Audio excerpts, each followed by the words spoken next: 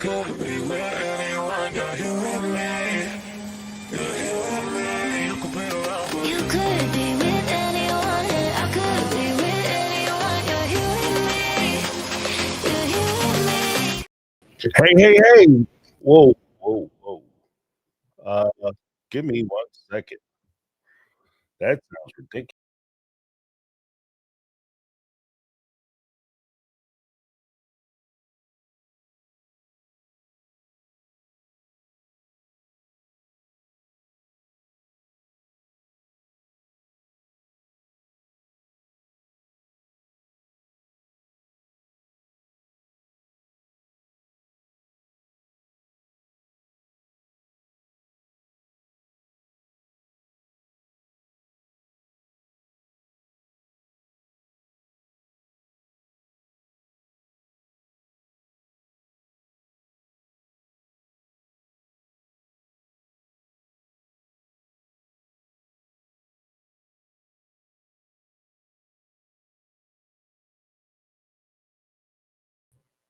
All right. Hopefully that sounds better. If you guys can hear me and see me okay, give me a 1 in the chat. That was nuts. I don't know what in the world that was about. Yeah, that okay. I see some ones. I was hearing like all kinds of echo back, and it was coming through my speakers. Ooh, scary. All right, guys. Welcome to the show. I'm so glad you guys could join. Let me lower my camera a little bit. That was a little off. Okay. All right. So we are here for another night. We're counting down to the start of the season. Very clear about that. We're about to get the whole season kicked off. All right. And before we get into the season, before we get into special forces, before we get into Kody's whole new mindset, I wanted to approach you guys with some questions. Now, some of these questions that I'm asking are directly derived from the membership roundtable that I had yesterday, where we sat and we talked for a long ass time, yo. We was on here for like 5 hours. It was nuts. But I wanted to talk about some of the things that we had discussed yesterday, or at least one of the topics we had talked about. And that topic is, quite frankly, the grace that we provide to OG3. Because I know that in defense of the sister wives, we kind of go for the whole bank of, well, we got to understand where they came from, their background, how they grew up, the religious influence that they had, and we all understand that, and we give them that grace. But we have some questions. Now, to be fair, I was talking to my wife about this very subject, or doing this live tonight, and she said, yeah, well, that's because you're a Gemini and you see both sides of things the way, in that thing. So please do not take this as oh, James is now on Kody and Robyn's side, or he's defending Robyn or making excuses for Kody, because that's not what this is. This is merely me asking the questions, because we have, as we enter into this whole thing where we have to still talk about the book, at least on this channel, we still have to talk about the book, Christine's book. We still have to talk about special forces, and we still have to talk about the Sister Wives episodes that are coming up this season. And in order to do that, we have to have a palate cleanser, because I want to be very clear. At least here, I'm not just doing this isn't the cheerlead channel. This isn't the YouTube cheerlead channel where it's like OG3, no matter what they do, they right, and no matter what Kody and Robyn do, they bad and they wrong. This is we're taking logical looks and being critical about what it is we're seeing, what it is we're digesting, not just because that's what we're doing to kind of bash OG3 or bash Kody and Robyn, but we also have to look at it from the perspective of, how is TLC presenting this information to us? Because it's not fair and it's not right for us just to take the position that Kody and Robyn are bad and evil. Pardon me, I'm gotta make adjustments. Got a lot of going on. I look like one of them with my glasses all all whitened out. I look like one of them anime characters, like ding, right before they do something evil. So I just want to be very clear about that. I see some folks jumping in the chat, which is awesome. Before we get started, though, let me pop this out so I can take a look at the chat while we talk and discuss. Where's it at? Okay, here we go. Now, as you guys come in, make sure you hit that like button, as well as answer the survey question or the poll that I put forward. Okay, so and I'm going to give the results where they stand right now. Do you think the OG3 should get grace for their choices, or do they also deserve accountability? All right, 11% said grace. They were raised that way. Understandable.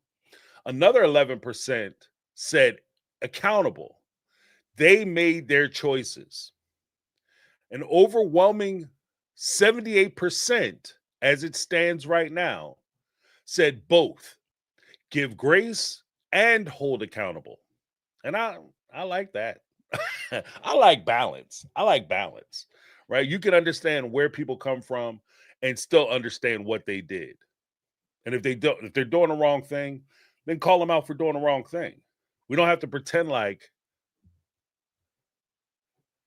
we don't have to pretend like everything they do is perfect. Let me see. Jody Pierce Scholar jumped in $1.99 super chat. If I join, can I go back to previous shows? Yes, absolutely. Absolutely. But thank you so much for the super chat. We give you a little something.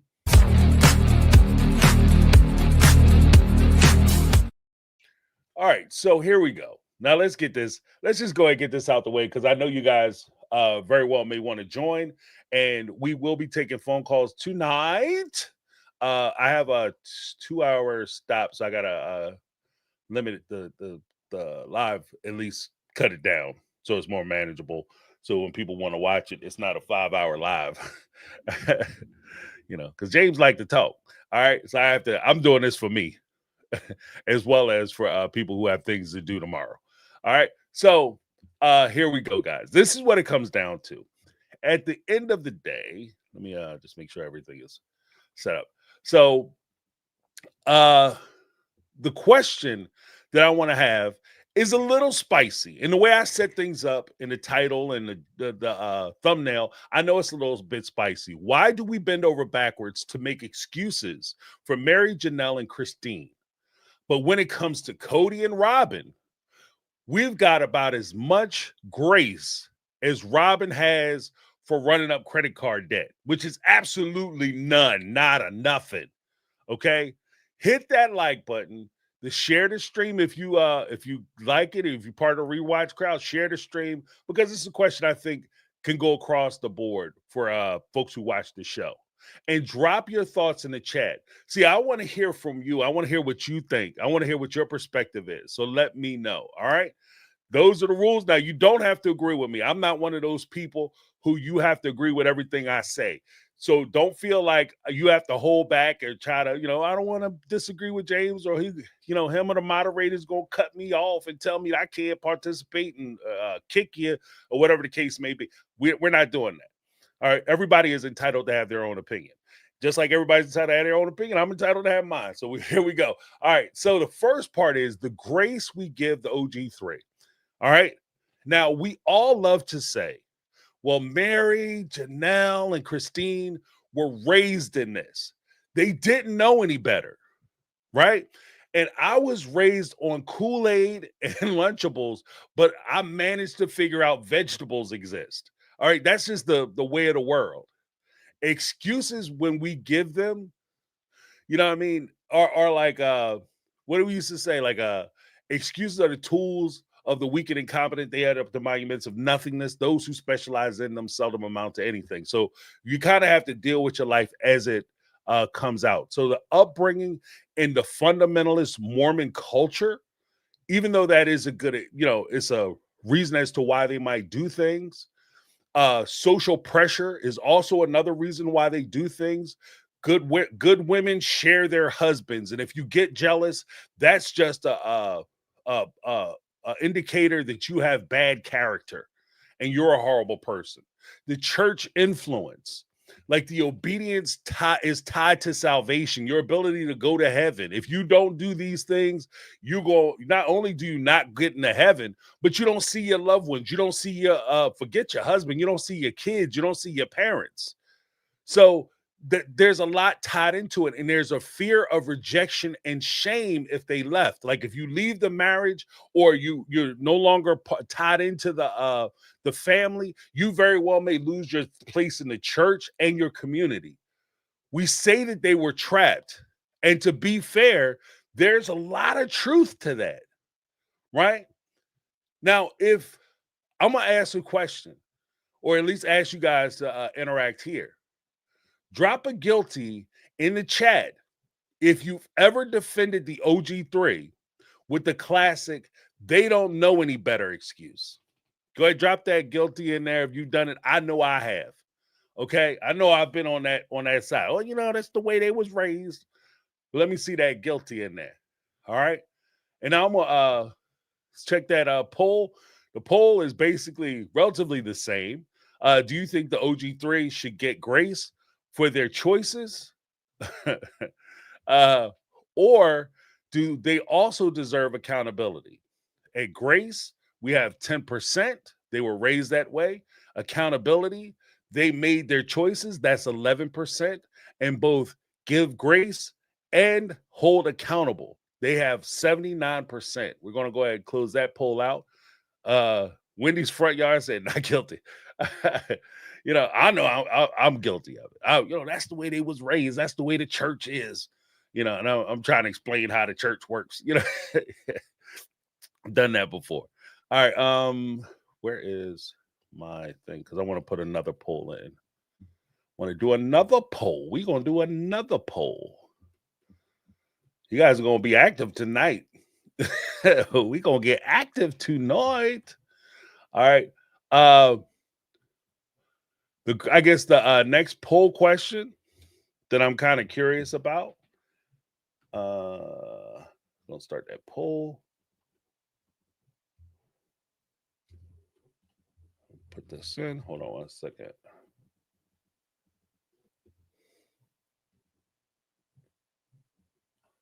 All right. While you guys are answering, have you ever defended the OG3 by simply saying that, oh, well, they were raised that way? It's not their fault. They didn't know any better. If you've done that, put guilty in the chat. Why is that not working? Let me type it in. All right. Do you think Kody and Robyn are worse than, okay, I got to spell that right, the OG3, or are we just holding them to a stricter standard? Okay, your question is too long. Let's see. We're going to eliminate some of this. Think Kody and Robyn were worse? Cut that out. That should do it.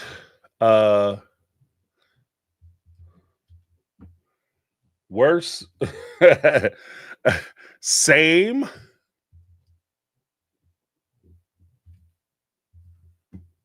Same? Wish we could load these in earlier. We're going to have these lags. All right, I'm put that poll up. Okay, so the current poll is: do you think Kody and Robyn are worse, or are we holding them to a higher standard? Now, the responses are worse. They exploited the system. Fair.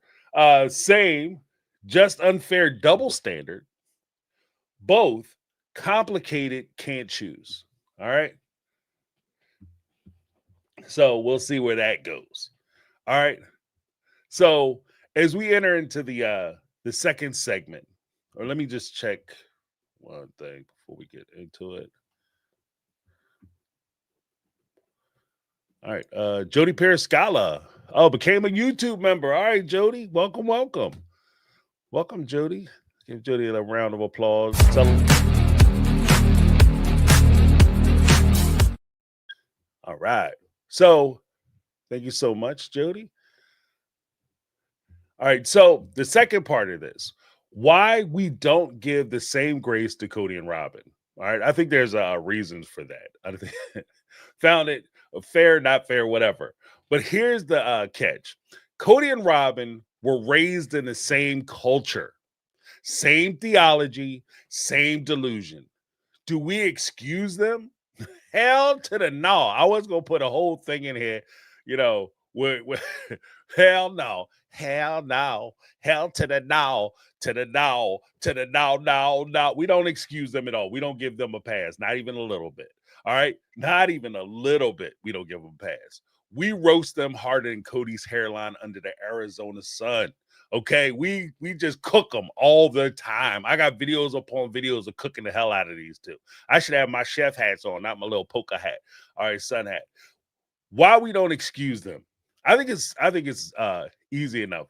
Kody weaponized religion to control his family. Robyn perfected the victim card while swiping the family visa. Okay. So they've been making out like bandits the whole time. I think that's a big part of the reason why we don't give them the pass. Plus, they're the ones who are creating the problem by being the abusive, the source of a lot of the abuse. And I think that we distinguish between the abuser and the victims in a lot of perspectives. So there's a question like with the OG3, they're all credited with breaking free from polygamy.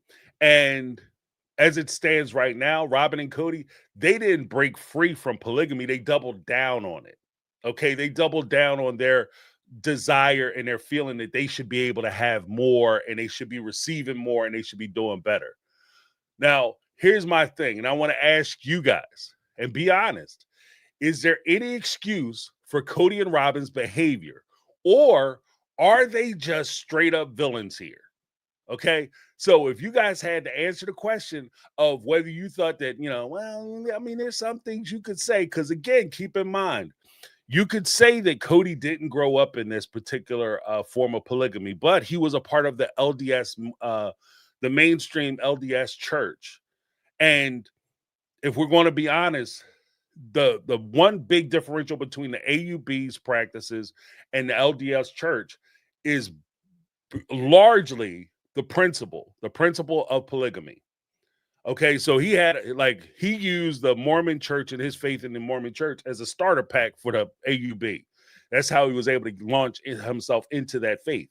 In addition to the fact that we can't ignore the way that Kody was raised and the person who raised him. He was raised by Wynn Brown. I'm not trying to bash anybody's parents, but it's my understanding that Wynn was a hard parent to come up under. Like a lot of the traits that we see and criticize about Kody are things that he himself experienced. So to a degree, it would almost be like us criticizing Logan, Hunter, or Peyton for if they were started out good kids and they were under that system and maybe they're on the right path, but then they shift and there's a change in their personalities, or we find out additional information because again, we don't really follow them. We don't really know a whole lot about them if we're going to be honest, right? We just know what we see on the show. And we just kind of know how we feel about them. But if we found out they were living a lifestyle like Kody and Robyn, when we say, well, look at their dad. I mean, it's not too far to imagine that they would turn out that way, right? So that's just something that I wanted to bring out. Like as far as the poll is concerned, let's run through this poll. Okay, we have a clear winner. Do you think Kody and Robyn are worse, or are we just holding them to a stricter standard?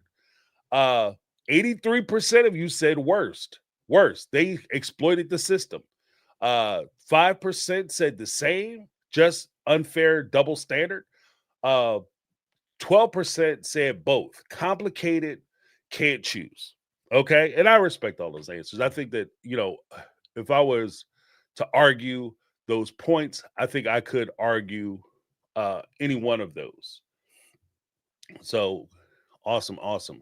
Let's do another poll. I'm polling up tonight. We're gonna poll it. We're gonna be in poll position tonight. Tonight. Okay. Here's the thing. Let's see. Hopefully I can just pop this right in. All right. So the next question: can the OG3 really claim to be strong, independent women and victims of polygamy? Can the OG3 really claim to be strong, independent women and be victims of polygamy at the same time? That sounds like a crazy question, but we got to ask it. Got to ask it. So we can be fair. And then I got to put one more in. All right, here we go. And the question is, can the OG3 really claim to be strong, independent women and victims of polygamy? First answer, yes. Context matters. Second answer, no. You can't have it both ways. Third answer, maybe. Depends on the choice. Okay, let's start this poll. Let's see where it goes, where it takes us. Okay. All right.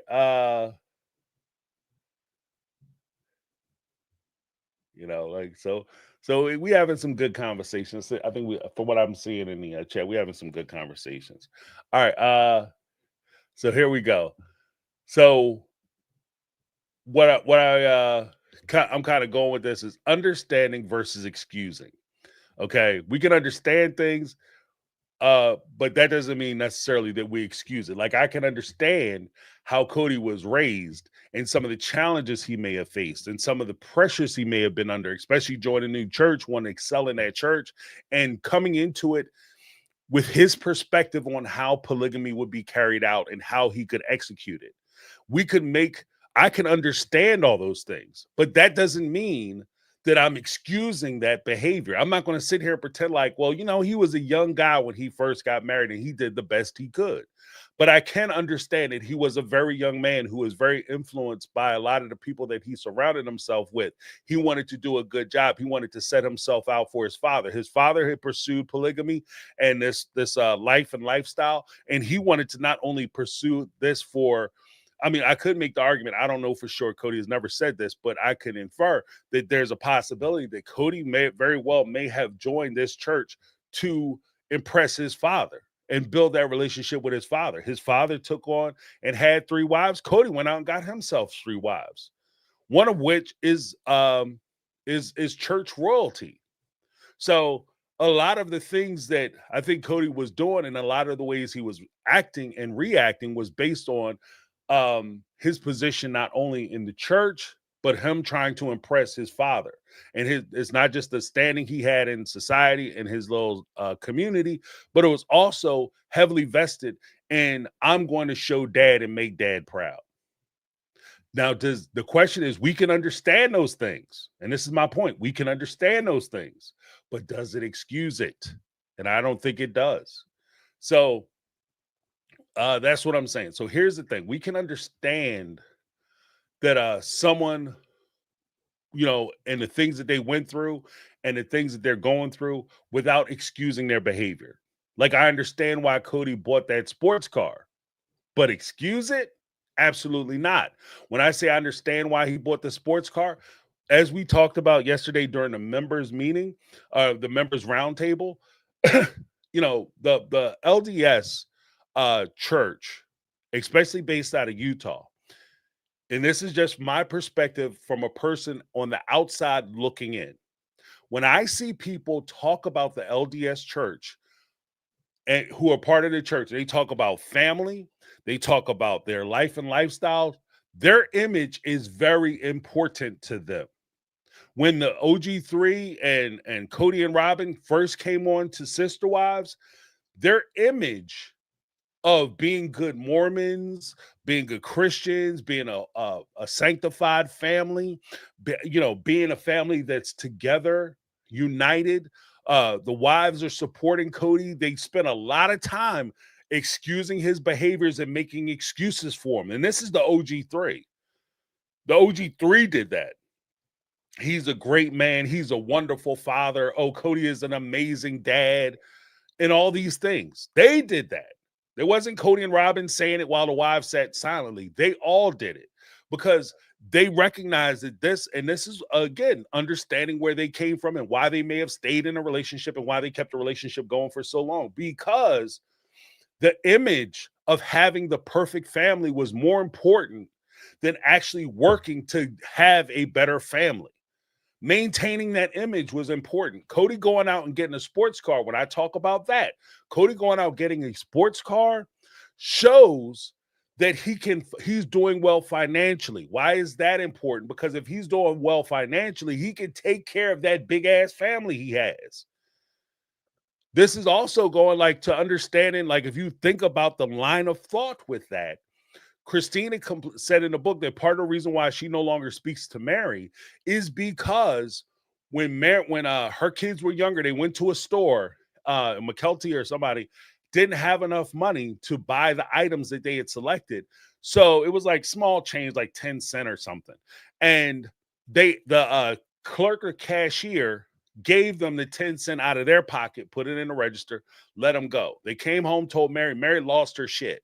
And then you say, well, that's not a big deal. Why would Meri lose her shit about that? Because to her, how you look is important. You don't want to look, even though you might be on all the social programs in the world, you getting welfare, SNAP, Section 8, cash, you getting everything, right? You getting Medicaid, Medicare, whatever. You getting all the good stuff, the insurance programs for the kids, all that. You getting money from the state left or right. But you don't want to look like you get money from the state. You don't want to look like you're struggling financially. So if they're going to the store and they don't have enough money to buy items, that reflects poorly not only on the child, but it reflects poorly on the family, which may very well be the reason why Meri acted out. Now, understanding that, we can argue whether it was right or wrong and whether we're going to, give Meri credit for it. But those are two totally different things. Understanding a thing and making excuses or giving reasons for a thing are different. And that's kind of what we're exploring in this video. Okay. So again, just to restate, I understand why Kody bought that sports car. And he had his wives driving around in them baloney ass skin tires with the blow 'em up motors. Captain Chitty Chitty Boom Boom cars. But do I excuse it? Absolutely not. Absolutely not. Because it was reckless. Not only if you're taking funds away from the family to take care of and feed your kids and do the things okay, fine. You might look like you have money and taking care of your kids well and your family well because you're driving around in a luxury convertible car. Or you could look like you are working for every dollar, you struggling, you wearing clothes more than 2 or 3 seasons, and all your kids are fed. Your bills are paid, right? You just don't look rich. In Kody's case, he'd rather look rich. So that is just understanding. So let's go to the poll and see where you guys are as far as the poll is concerned. Where we stand with the poll stands at so far, can the OG3 really claim to be strong, independent women and victims of polygamy? 68% of you said yes, context matters. Some of you said 13% said no. You can't have it both ways. Okay, it's getting a little tighter. All right, 19% of you said maybe. Depends on the choice. Okay. All right, fair. All right, next up, we go into the OG3. So we talked about Kody a little bit. Let's talk about the OG3. The truth is they stayed in the system for decades. They supported it, recruited wives. Like in in Meri's case, she went out and supposedly found Robyn, or so she thought. All right. I thought she was bringing Robyn into the family. Christina revealed that there were 2 other women who prospectively could have came into the family. One of which was super aggressive towards Kody, trying to, get at Kody or whatever, and she shot her down, talking very nasty to the young lady, saying a whole bunch of stuff. Stood on her square, told her to stop calling the house, get a new ride, because Kody would ride her back and forth to work, told her to find another ride, stop talking to her husband, stop calling the house, and find something else to do. Then there was another young lady who the family were going to move forward, were bringing her into the family, and the church had to step in and intervene and say, Kody, you're not taking care of the women you have. The church did that. So again, we talk about Robyn coming into the family, the prospect of having a show and making a good bit of money. They leveraged that to get Robyn into the family. And Christine didn't stand on her square and tell Robyn to stop coming. Didn't stand on her square and tell Kody to stop taking his ass out there every weekend. So we have to look at that too. So they supported it. They spoke out about it. They defended it. They were adamant about it. Christine cut off family members defending polygamy. And then eventually they walked away. Is that growth, progress, evolution? Did they outgrow it? The thing is, there's a contradiction there. For over a decade on TV, plus interviews and books, the OG3 have called themselves strong, independent women who should be allowed to make their own choices. They said that they should be allowed to make their own choices. Christine doubles down on this in her book. In her book, she's still not talking bad about polygamy or saying that the institution is flawed. She's basically saying that the reason why her marriages failed wasn't because it's baked into the system and that's the way the system is designed. It's designed that the women will always come up short and the men will win. She said that the system failed because Kody failed. It's Kody's fault. He's the individual that caused this to fail, not the system. So there's a question where we have to ask, so how do we say, oh, they didn't know what they were doing, poor things, if they're making choices because they're strong, independent, intelligent women? We have to give them the credit to say that they understood what they were choosing. We can't say that they were too stupid or too ignorant or too naive to understand what they were doing, but they're smart. You're silly, but you're smart. That's kind of what in a crazy way, that's really what Robyn has been doing this whole time. I know everything, but nothing at the same time. And this could be a trait.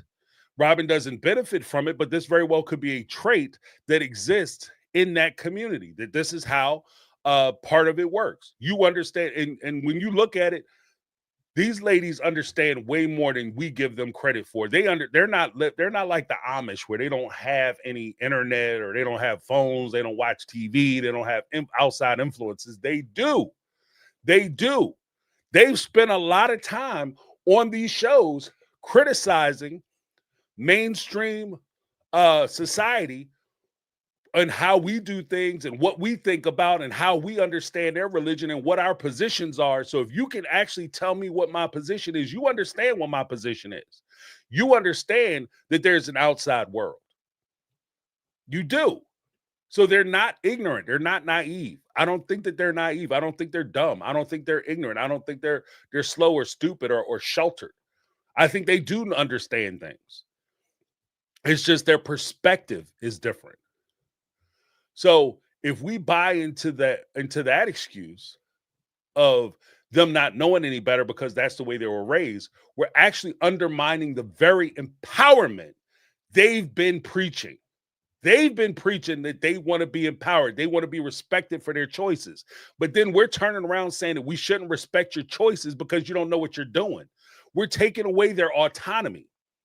Like there's a so I'm gonna ask you guys, what do you think? Can someone be both strong, independent, and completely shielded from responsibility for their choices? Or do we need to pick a lane? Like, you know what I mean? Can't have it both ways. Can't walk on both sides of the street at the same time. Now, where are we with the uh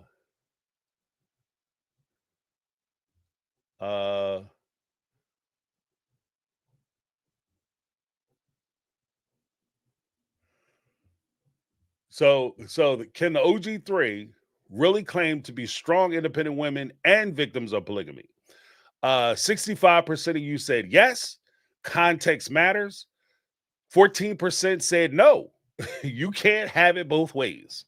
20% said maybe, depends on the choice. All right.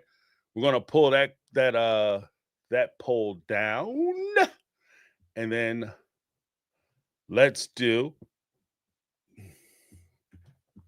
another poll. This is fun. I'm having a good time. All right. So we talked about like the aspect of the sister wives and their independence. So as we talk about the sister wives, their independence, their ability to make these choices for themselves on whether they want to participate in polygamy or not, you know, because that is one of the questions, isn't it? Like as they were sitting there talking about um polygamy and making these choices and their ability to make these choices, and why don't y'all back up and let us choose how we want to live? It's our choices, our life. We should be able to decide what we want to do.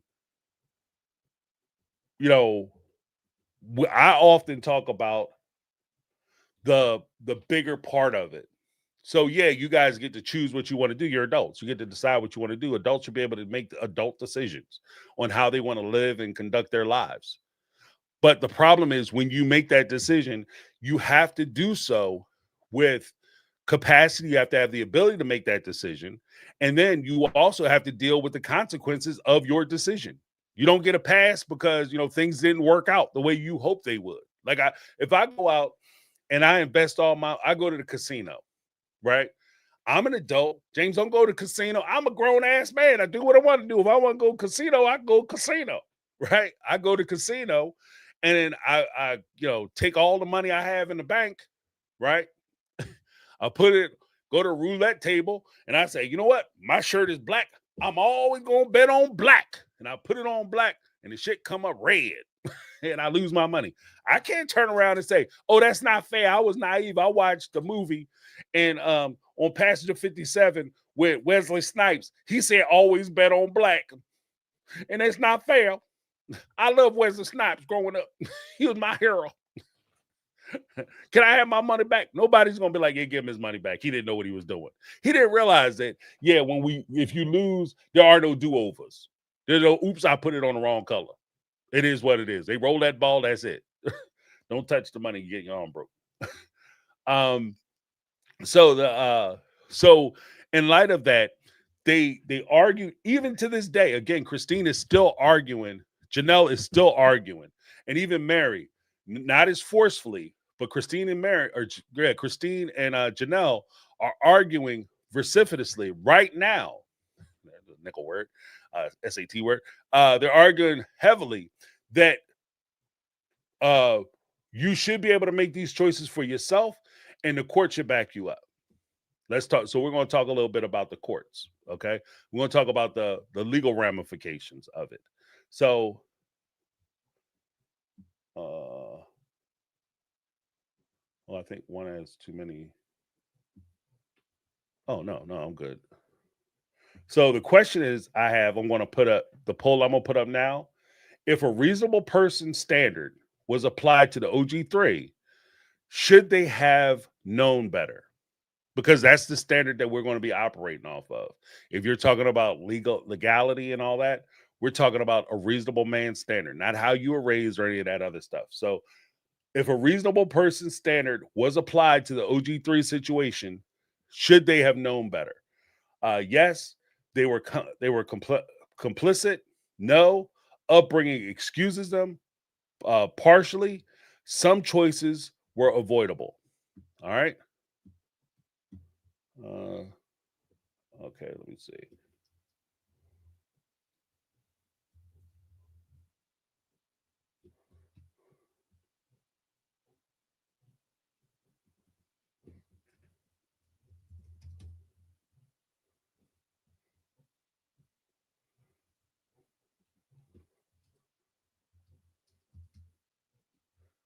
Okay, I think that works. Okay. We'll start that poll. All right, let's see. Because I think we had some super chats come through. Make sure I hit those. Why is that too small? Okay. Let me get this. And we can rip right into it. Oh, Lizzie B. Lizzie B gifted one My Take on Reality membership. Make sure you guys join the roundtable. I'll pull up a bunch of people. It was awesome. I had like two people up at the same time. Ty was there. Ty was in the house. Mama Celeste was up in the house. We had Art Switch was in the house.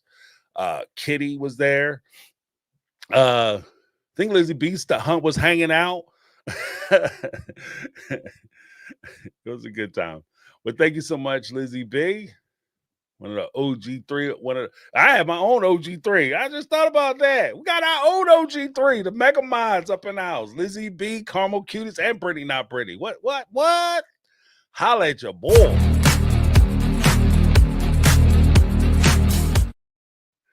Yeah, son. Jody Pierce Scholar, $9.99 super chat. Do you remember when they were at a picnic table and Kody and Robyn made a covenant to not stay if each aren't happy? Meri break up on Kody Pass. Yeah, that was when they were sitting there. I made a covenant to you that if I was not satisfied, I'd let you know. Now, when you do you like I did Mary's ass, remember before we got married, I said I wouldn't do you like I did Meri, Christina, Janelle. Remember I promised you that because you said they was pathetic. That's how I imagine it was happening. Yeah, I do remember that. And let's be honest, these are agreements. Like you, the one thing that I will say about Robyn knew how to play the system. Okay, we talk about the way people were brought up. Christine grew up, even by her description in the book, she grew up with a rose-colored glasses view of polygamy and how polygamy was going to work. That it was a whole bunch of romance and love was going to conquer all, and the family and all that. And that's the way she was raised. And partly because her father tried to give her that autonomy, tried to make her powerful, feel like she was strong, independent, and that this was a choice. And he told her, like, you got to make good choices and find a good man. And he was involved with her, trying to find somebody who was going to respect her. So she thought she had somebody who respected her. Robyn, on the other hand, her mother taught her the game. She taught her all the ins and outs. She gave her the cheat codes to polygamy. So when she came in, she knew that everything that she was about to get into and do was completely negotiable. That's the big difference right there. I mean, right off the top, that's the big difference between Christine and Robyn's approach. Robyn knew when she came in that she had choices. She knew that she could talk to Kody and say, look, this is what I will deal with. This is what I won't deal with. If you don't want to, like the Easter thing that they talked about in the first book, if you don't want to do Easter, that's fine. Me and my family will go down and spend time with my parents and celebrate Easter. And then at that point, Kody had a choice. He said, oh, I'm sorry. We're going to celebrate Easter. I don't want you to go nowhere. I want you to stay here with us. And that's how she was able to get stuff done. So, very good point, Jody Paris Scholar. Let me give you a little something.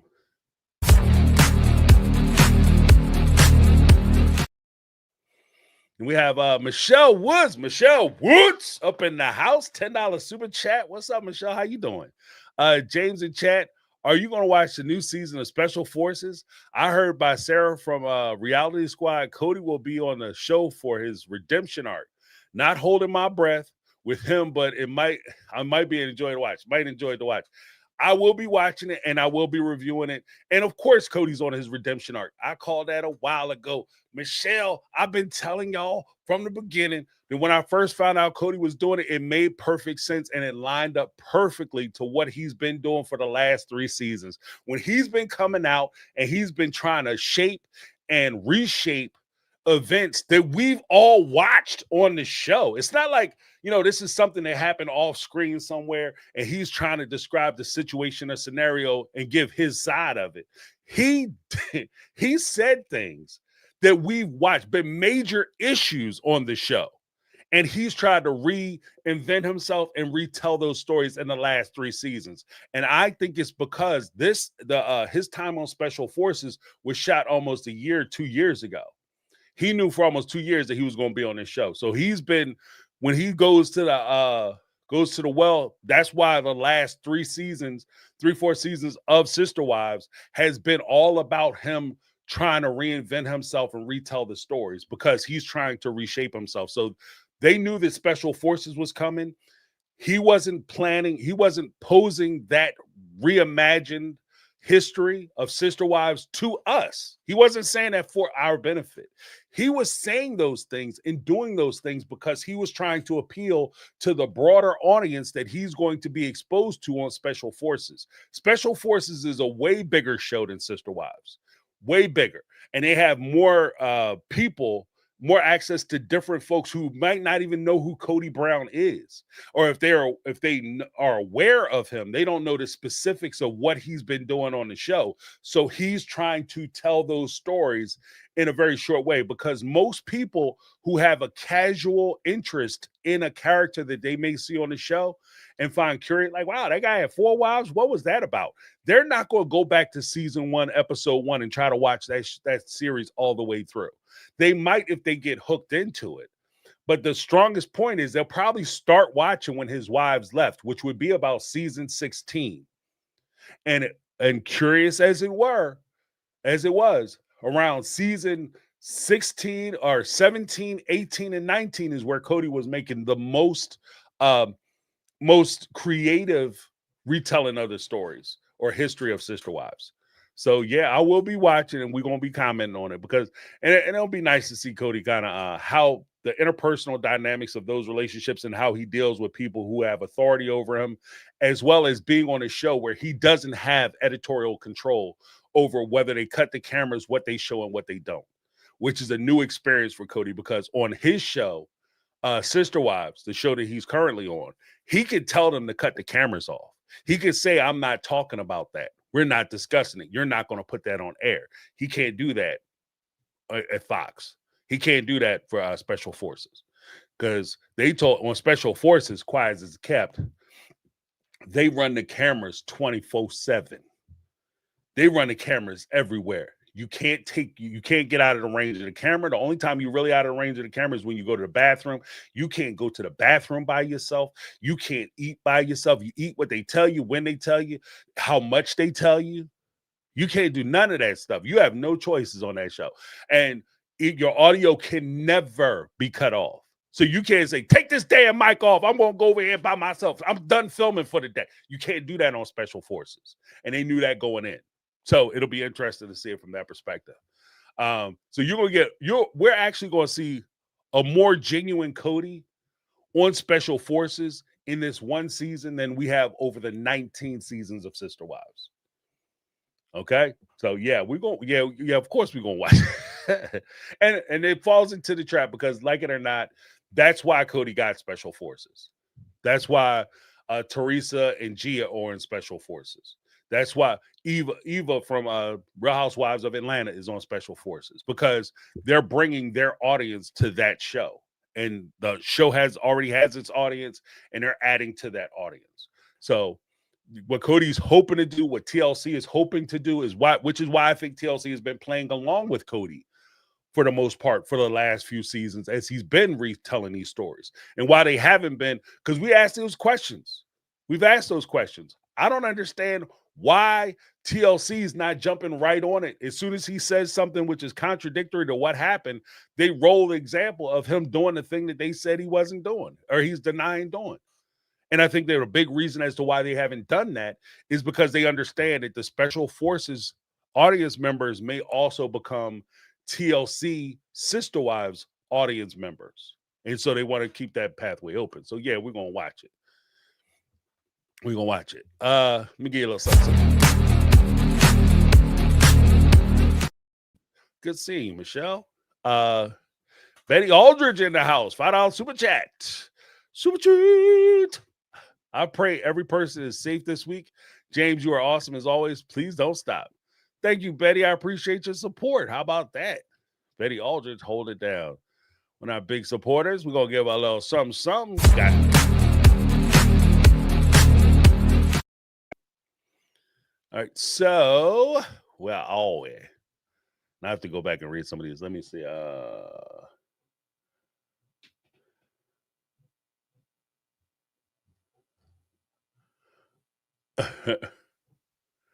Okay, so where are we at with the chat? Let's see where we are with the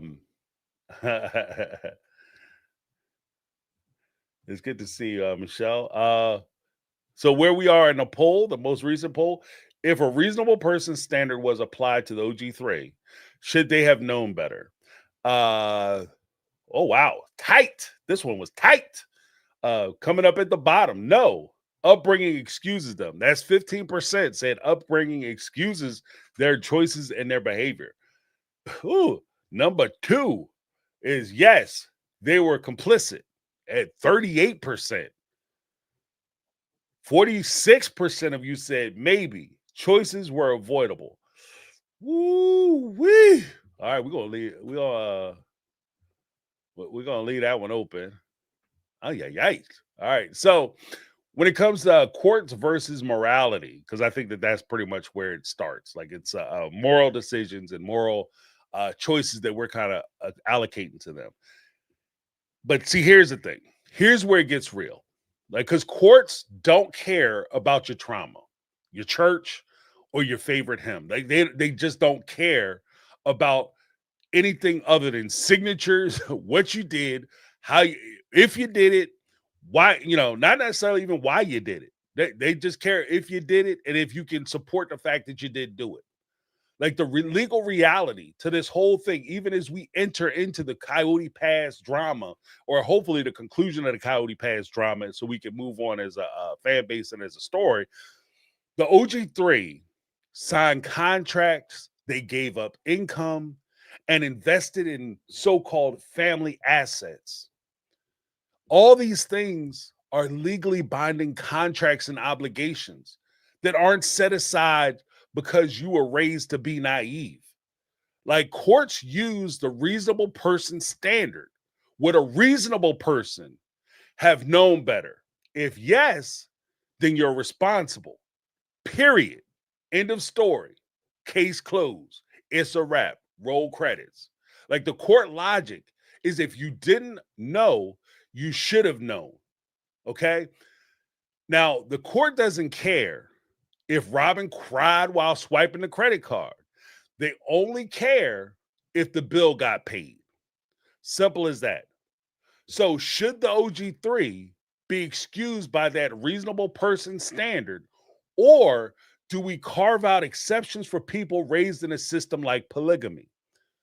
And I think that that's a big question, because as we look at it, we could make the excuse that they should, they didn't know better because of how they were raised. I think I've seen people say that we got to take into account the religion and going to heaven and this and that. But the courts don't care about your religious faith. In fact, they cannot weigh in on your religious practices or your religious beliefs. Only thing that they can go off of is if you should have known better, if you should have known. And they don't use the standard of, well, if you're part of the church, would you have known better?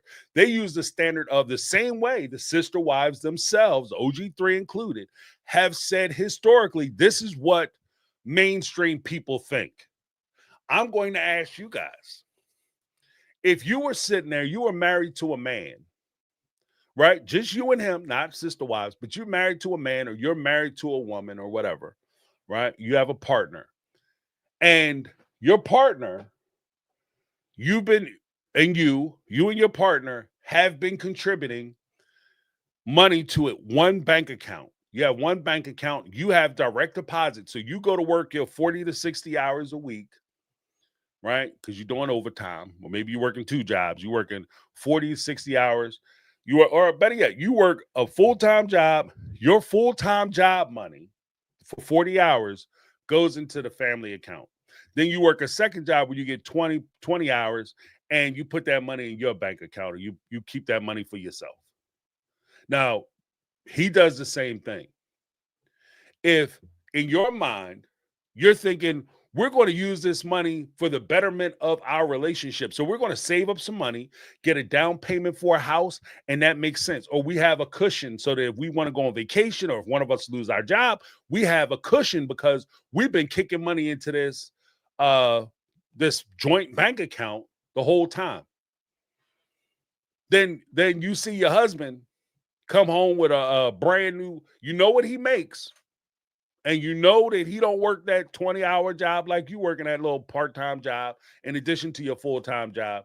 But he seemed to come home every other week with a brand new piece of jewelry, or he has new clothes that are expensive, that designer clothes, and you sitting around, he's going out to dinners and lunches, he's hanging out at the bar, you packing your lunch, eating damn cucumber sandwiches and shit, you know, drinking water, not even taking like homemade Lipton tea. You in there drinking water, right? And then the reasonable person standard would be you would look at your bank account, you would look at the joint account and say, where's the money going? How are you coming home with all this stuff? The reasonable person would go and look. I know you don't have a job. I know you don't have enough money where you could just go out and buy this stuff yourself. Where you getting the stuff from? You better not be taking it out of the jam joint account. I'm not working 40 hours a week to put you in a brand new car. This is what the sister wives have been doing. They've been working, doing the show and everything else, and they think that they're saving up money so that they could buy Coyote Pass and pay Coyote Pass off. And every time you turn around, Kody come bending corners in brand new cars. Kody's wearing designer clothes. Robyn's wearing designer clothes. They're wearing expensive jewelry. You go over to their house for holidays, and the whole wall is covered with cruise liner artwork. The pieces you buy on a cruise line, like $5,000, $10,000, $15,000. Where y'all getting this money from? A reasonable person would have looked at their bank accounts. The question, and Christine even said this, she revealed in the book that I thought it was just Janelle, but Christine said that she had access to the family fund and she could have looked and checked the balances anytime she wanted, but she neglected to do it. That's a your fault thing. That's on you. And that's how a court would look at it. Let me get this straight. You were paying into a thing and you never went back and you never checked the balance. You saw the stuff that he was getting and you never said anything. They were all aware what he did on Coyote Pass, putting his name on everything, instead of putting each wives, there's 4 plots of land. Instead of putting each wife's name on one piece of land or putting everybody's name on all the land, which makes the most sense to me, he decides that I'm going to put my name on all of them. I'm going to put my name with Janelle's name on one. I'm going to put Robyn's name and my name on another. So he and Robyn have their own separate piece of land already. In addition to Kody having all of them, which gives Robyn access to all of them. Then it's Kody, Meri, and Janelle. Then it was Kody, Robyn, and Christine on a bigger piece. And they all knew about it. And none of them said anything until after the family broke up. So a question that a reasonable judge might ask is, if the family did not break up, when he did this, you were okay with it? Yeah, because we was all married. We was all one family. Okay, but you were okay with it. Yeah, but it's not fair. Okay, let me ask you this. You say it's not fair now. Would you be here suing him for this land and for this money if you didn't break up? The answer is no. You wouldn't be suing him. If they were still together as a family, they wouldn't have potentially been threatening to sue him for Coyote Pass. Or they would have did it when he first did it. When he took their money, because he took their money. And one of the things that Janelle mentioned, which is why I was saying, like, I know her lawyer is pulling his hair out. When she said in season 18, both her and Christine admitted that they gave Kody the money. Even Meri said it. That when they gave Kody the money for his house, let's stop calling it Robyn's house. The McMansion was not Robyn's house. The McMansion was Kody and Robyn's house. It was Kody's house. Okay, so when they gave Kody the money, they didn't give Robyn the money. They gave the money to Kody so he could buy the house. And he said he blamed Robyn, but it was for Kody that they gave him the money. And when they did that, he said, this is an asset for Robyn to have. This is Robyn's asset. This is part of Robyn's estate. And the wives said they heard him say that, and they didn't disagree with it. They didn't tell him he couldn't use the money for Robyn's, quote unquote, Robyn's house, his house. That jams them up. Because a reasonable man standard, you had the ability to say no, and you went along with it. That creates a problem. So let's go through the poll results real quick. If a reasonable person's standard was applied to the OG3, should they have known better? For that, no, got 17%. No, they shouldn't have known better. Upbringing excuses them. Then it gets a little tougher. It says 39% of you said yes, they were complicit. Then 45% of you said maybe choices were avoidable. Okay. All right. I know this is getting tight, y'all. I know it's getting tight. And again, I'm not trying to excuse or pardon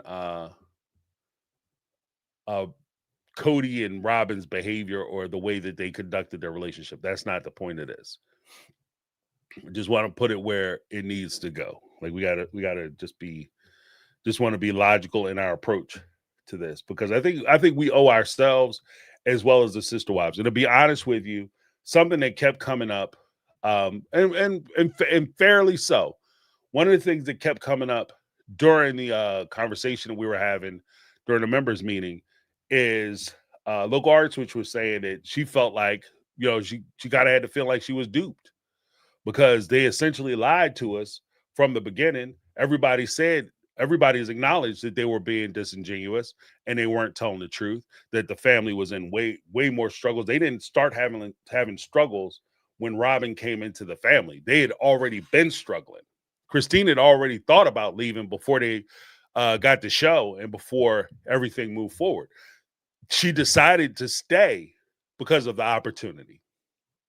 So she made a decision. It wasn't because of her faith and because of her religion and because of the community. She made a financial decision. And that's what she said in the book. So that's not James saying it. That's what she said. All right. So and that's one of the things that like really kind of hit me, that as we're sitting here making excuses for them and why they did things, we're not looking at what they actually said and how they actually felt. We're making excuses for them. We're making excuses for them that they're not making for themselves. And I think that we have to acknowledge that as well. Okay,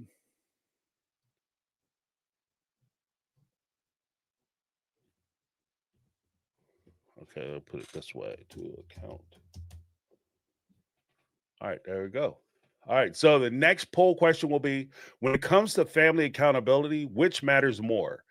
Understanding someone's reasons, holding them to account for results, both equally.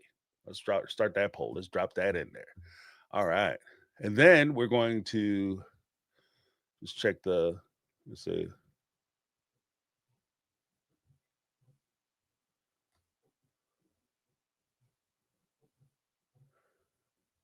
Hey, Michelle Page. What's going on? Her name just popped up on my door. Okay, so Betty Aldridge, $20 super cheat. If it's you, it's if you remain on a compound unaware, maybe you can get a pass. Okay, so if you remain on a compound and you remain unaware, then maybe you can get a pass. The moment you start cashing checks, buying homes, taking trips, you are not unaware at that point. Betty coming in with the facts. Once you start participating, you get your cut of the pie, baby. You can't say you don't have a sweet tooth too. Okay, you in there too. You in there with the greetums. So what you can, like she said, all right. So if you remain, and that's the thing, and I'm let's expand Betty's to point out, because I think that's actually holds a lot of ground. If they stayed in the community, right? If they were still a part of the community, if they were still part of the church, they were still part of that community, they still stayed in the same house, in the same place, and their friends were the same, family were the same, and everybody was like right on top of them, and they didn't have any other outlets. And again, this is my comparison to the Amish. Then sure, I would give that a lot more deference. I would say, yeah, they probably didn't know any better. They had no clue. There was no way they could have known. They didn't have the support system available to them where they could take advantage of that support system. But when you move away and you're nowhere near any of those people or the church or the community, you don't have the same influences anymore, and you start cashing checks, and you start getting the benefit of supporting this thing that you now are saying, treated you so horribly and so bad because you didn't know, but you were out there, propagating it to everybody, telling everybody it was awesome and amazing, and you should try it too because this is great, and you cashing checks, you going on trips, you buying houses. Hello, like you aren't a victim of the issue. You are part of the problem at that state, that juncture. So I think that is completely fair play. Thank you for the super chat. In addition to the awesome comment, but yeah, 100%. Betty coming in heavy. somebody had their Wheaties this morning. Okay, so I think it comes down to like the bigger standard, and here's kind of where I land with a lot of the situation. Compassion is free, and it's awesome to give it, but accountability costs a little bit extra, and Kody and Robyn are still overdrafting that account. Okay, they're still overdrafting that account. The bottom line is the OG3 were complicit, but they grew and they left. Kody and Robyn still clinging to excuses while draining the family. The standard we should hold: empathy doesn't erase responsibility, and I would ask you guys this question. What's more important to you? Understanding someone's reasons or holding them accountable for the results and the resulting actions of their decisions? All right. And I think that now is a good time. I'm going to close my portion out, and I'm going to drop the link so you guys can call in and give your responses. So I just want to close this out. The OG3 were victims and participants. But remember, for years, they've told us that they're strong, independent women making their own choices. So how can we keep saying they didn't know what they were doing? Either they had agency, which means accountability, or they didn't, which undercuts their entire story of being strong, independent, free thinking, intelligent women. And legally, when we start talking about the court places and bringing in auditors and lawyers and the courts, the reasonable person standard doesn't let you off the hook for being naive. If a reasonable person would have known better, the law expects you to know better too. That's the difference between morality and legality. You know what I mean? So when it comes down to it, we can sit there and say, it's not fair, it's not right. Morally, they should have been doing this, they should have been doing that. This is a better way to approach the family. Legally, they don't have that obligation. Morally, if I come to the house, if I come home and I eat steak, my family eats steak too. This is actually something from the book. Kody liked to eat steak, salmon, chicken breast, vegetable, baked potato, mashed potato, good, healthy, single ingredient foods. But when it came to the kids, they weren't eating well. The kids grew up with food insecurities. Kody didn't enforce that for himself. He wanted to eat well. When he came over to the house, he ate well. So when rubber meets the road, morally, legally, the kids ate. Okay, that's the obligation that he has. He doesn't have an obligation to give them good food, healthy food, wholesome food, delicious food. He just has the obligation to make food available to them so that they can eat. He doesn't have to put them in stylish designer clothes, even though he himself is wearing stylish designer clothes. And he's wearing jewelry and things of that nature. He doesn't have to do that. He can go down to the back in the day, they used to call them Bobos. Bobos. They make your feet feel fine. Bobos. They cost $1.99. Bobos. Who got them Bobos? Yeah, you know what I'm saying? Like the no frill brand. They used to have them at the they used to be like a lane in the supermarkets where they had like the sneakers and shit. They had the true bobos, right? But he could get his kids shoes from Walmart, go down there and spend $10, $20 on a pair of sneakers, and he walking around in $300 loafers. And it's completely legal. Now, as normal human beings, functional human beings, we might look at that and say, that's ridiculous. And morally, you're jacked up. You're an asshole because you should be taking better care of your kids. If you have the money to be able to provide better things for your kids and your family, then you have a moral obligation to do it. The problem is that you don't have a legal obligation to do that. All right. So, yes, we can feel sorry for what the OG3 went through. I think that that's completely reasonable. But at the same time, and at the end of the day, if we keep excusing every bad decision, well, that's how they were raised, that no one would ever, nobody, that's the church that they went to, that was their belief system, then no one in that circumstance would ever grow. How do you encourage people if you sit there and make excuses for them and why they should stay and why it makes sense and this is brilliant for them and this is how it should be for them because they just don't know no better? Then we're not encouraging them to find better resources, get out of those bad situations. We're enabling them and enabling that abuse. If somebody is I'm going to take a moment. There is a phenomenon where in abusive relationships, you may be watching your friend or your loved one be mistreated by their partner. And you will say to them, hey, that person is mistreating you. They're doing you wrong. They're doing you dirty, whether it's they're out cheating on you. They come home because they had a bad day and think they could put their hands on you. They talk shit to you. They financially abuse you, whatever the case may be. And there is a phenomenon where the abused, the victims in those circumstances will say, I don't understand why you're trying to break my relationship up. I'm happy. Leave me alone. It's my choice.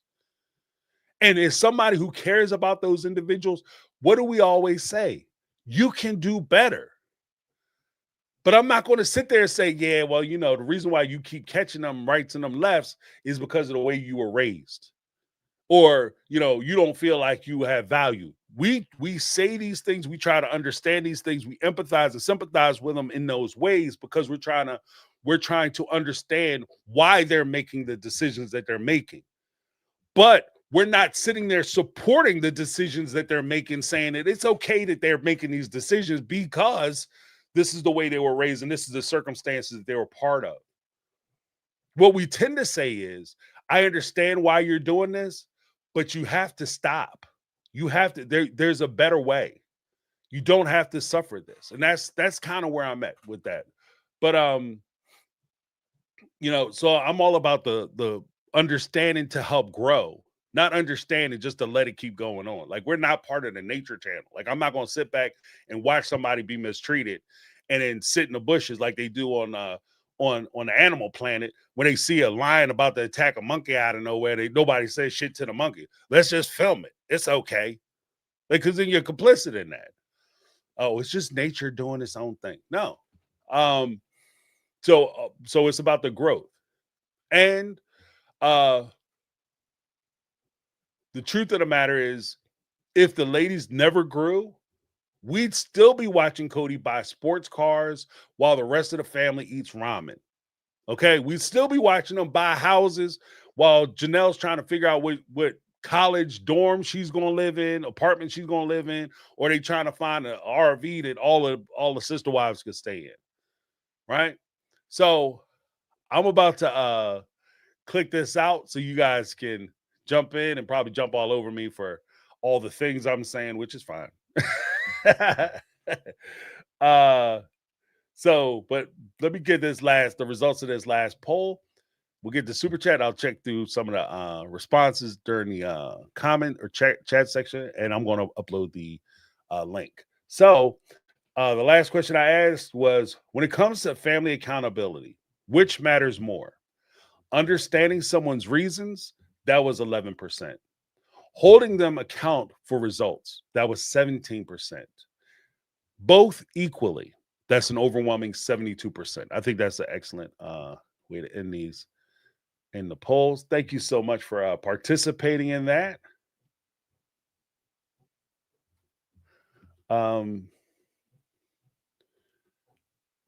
We had Michelle Woods up in the house, $10 super chat.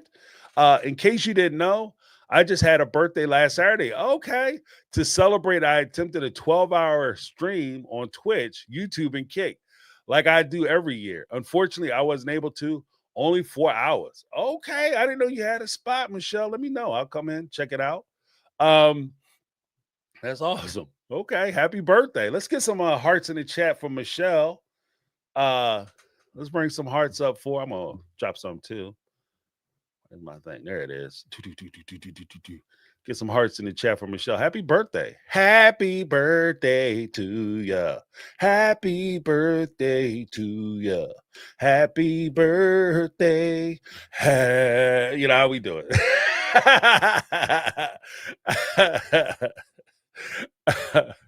Awesomeness. Happy birthday. Okay. I did not know that you were doing streams. Let me know. Drop your thing in the chat so I can check it out. Or send me an email at mytakeonrealityquestions@gmail.com. All right, I'll support. All right, let me give Michelle a little something. I wish I had a little birthday thing.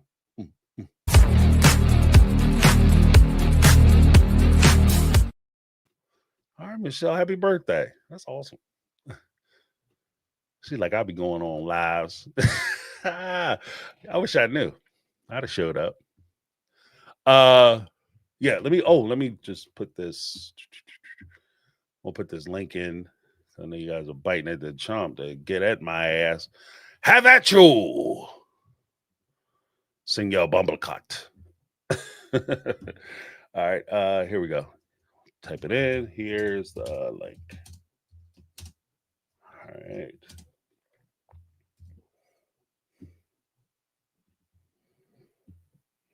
And I want to try to kick it up top. So the link will be at the top. At the top. So you don't stop. Make sure you guys hit that like button. Let me know that you like what I'm doing. All right. All right. And so we have our first guest, the inevitable, the indubitable, the indistinguishable, the most powerful Betty Aldridge up in the house. What's going Hey, on, my Betty? sweetie, how are you? Doing well. How's everything? Oh, marvelous. Getting through the week. You know how shit goes. Yeah. So All first, day. let me pray everybody in our chat is safe, that they're, I want their spirits to be lifted up today. Hallelujah. But, hallelujah. Girl, I like too much Medea. Hallelujah. But, the only thing I had to say was some of these people on this space or internet are smoking one too many corn dogs, okay? Yeah. And I'm not even talking weed. I'm talking about they must be straight up doing the corn dog. But, sorry.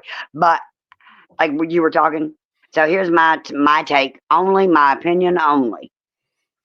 Compassion, fantastic. Empathy, fantastic. Grace, fantastic.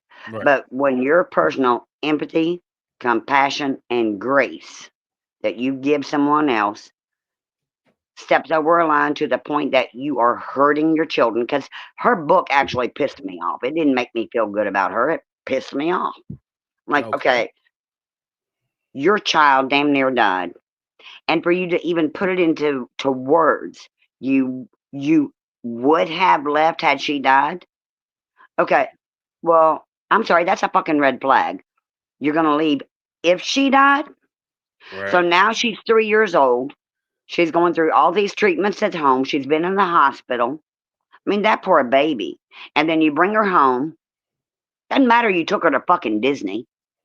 You bring her home. She is still not getting undivided attention from her father. She's getting attention from her siblings.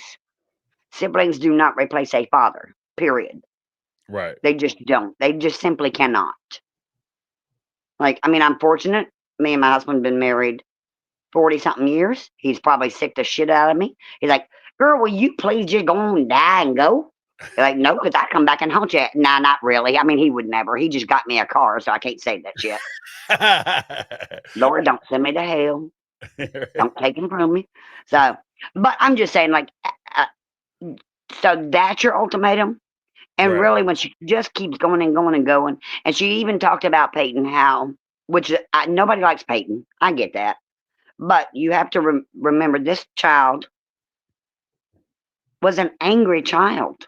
I mean, like, we see videos of him. Mhm. He was not, he was angry. And the reason he was probably so angry is he didn't have a father's love. Like, once he hit past 5, he was no longer entertaining. You know, I mean, like, yeah, they're cute all the way up to 5 when they start throwing temper tantrums and you actually have to discipline. Right. But, and being the only male in the house, I am quite certain that expectations were put on that child that would not have that you should not have been put on a child. I Mhm. expect you to do this because you're the only man in the house. Well, no, you're not the fucking man of the house at 12 years old. Right. I have a father. Where the fuck is he? Right.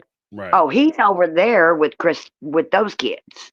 Right. He's across the And driveway. Like, so he he's can even across the see him doing driveway, it. but he's Yeah. not here. And Right. then when I get into a regular argument, because I have one daughter and she's a little badass and she instigated so much shit. She wasn't innocent. So Mhm. we watched Aurora and Brianna and they instigated shit and then tears. Oh, well, you better not. They are your family. You're there. Da, da, da, da. I mean, can you imagine? I mean, like, they weren't even in the family a good fucking, pardon my language, No, you're a fine. good year. Right. Like, if you think about it, I mean, like, and within that year, those children, and especially Peyton, because he was very rough and tumble and probably bigger than most of the kids there. Even at being younger didn't mean not necessarily bigger, because he was probably bigger. Right. You're being told you're too rough, you're too this, you're too much, too this, too that, too that.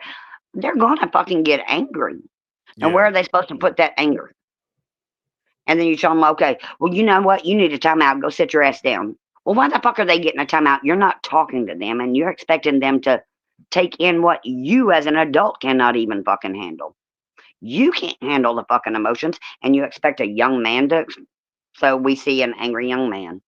Kind of, Right. I mean, I know it sounds terrible, but a lot of times some of these young men are angry not because they're bad people, but you can't put adult expectations on a child. No, that's You fair. just simply cannot. Right. Well, you know what? I want to add to what you're saying in the sense that when I was a young man, like I know you probably can't tell because of the because I'm on a little tiny screen, but I'm a big person, right? I'm 6'6". I'm actually like closer to 6'7". But when I was a young person, and I did notice this, that there were expectations put on me because when I was in grade school or middle school, I was bigger than some men. You understand what I Mhm. mean? So when people looked at me, like that was one of the things that I had to deal with and in part overcome because even as a young person, I didn't have room to act as a child would act because I didn't look like a child. I didn't look like a little boy. I looked like a grown ass man, even as a little boy. So Yeah. when you're in that situation, like my parents were very good about it. Like they never I was never in a man's especially in their house. I was never the man in the house because my dad was there. But I see what you're saying when you are a big person, because Peyton is a big person, and Yes. you're a big person, you're a big kid, and you don't have your father around, but then your mom and her, for whatever reason, is putting responsibilities on you as though you're the man of the house, and there's expectations that you have because you are bigger and you are a guy, rightly or wrongly, they lean on you a little differently. That can affect you, and especially when you're sitting there and you're like you said, you're watching your father who should be at your house and should be the man of your house. You're looking at him do everything he should do for somebody else. Everything he should be doing in your house, he's across the street doing for somebody else and Mhm. somebody else's kids. And so, yeah, you're going to be pissed.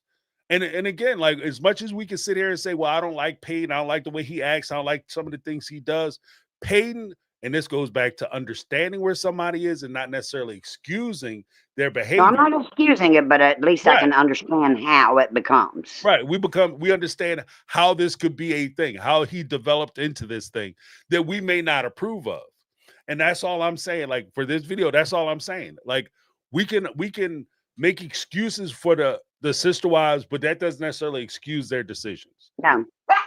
Same as, I mean, I'm sorry, but she really, I mean, like, she knew, Christine, I'm talking about in particular, she knew that her child needed that surgery. She Mhm. knew this long before Isabel ever had that surgery. So really, what her breaking point was when he decided that snooping wasn't going to be he was no longer involved in an intimate marriage. That's when her anger came and said, "Oh well, fuck you then.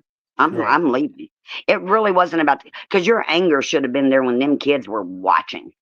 Hmm. When the minute you tell me you can't come down and truly sick because you're over at somebody else's house doing laundry and you left my 15-year-old to deal with something, Yeah. and the flu is not funny, especially and you can't feign ignorance, not from him, not from any of the wives when they're taught, and just to even go on a trip knowing your 3-year-old has the flu is irresponsible.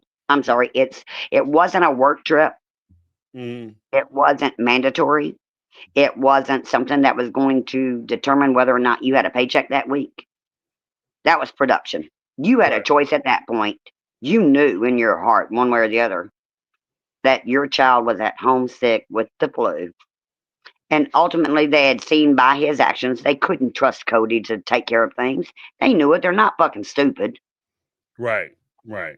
I'm sorry, you're just not. At that point, you made that choice as an adult. Well, they had So experiences with that too. In addition, yeah, like you said, like there's a because like I made this point yesterday during that members thing. And my point was simply this. When push comes down to shove, folks, if we're gonna keep it all the way a buck, he in Christine's book, she said that Kody, she received a call, so everybody knows what we're talking about. When they went to San Diego, Christine, the sister wives, OG3, and Robyn went to San hmm Diego for dress shopping or whatever. And Kody was left home to watch the kids. He, Aspen had called Christine and said, Truly's not doing well. She looks really bad. I don't know what to do. She's 14, 15 years old at the time. yeah, And she calls her mom. Now, I'm assuming that she went over to Kody and said, hey, Truly's not doing well. You need to get your ass over here. And Kody ignored her, told her to beat it. He had things to do. She could handle it. Right. So he sent her out of there. She went across the street not knowing what to do. She calls her mom in San Diego. Then her mom calls Kody and says, you need to get over there and check on Truly. He said, I'm busy doing stuff at Robyn's I'm house. doing laundry. Well, yeah. And then it came out later during the because that's when he shut down production. When they were sitting on the couch, she went off on him talking about you over at Robyn's house doing stuff. He said, I was over there doing laundry. And realizing how bad that made him look, he told him to shut it all down.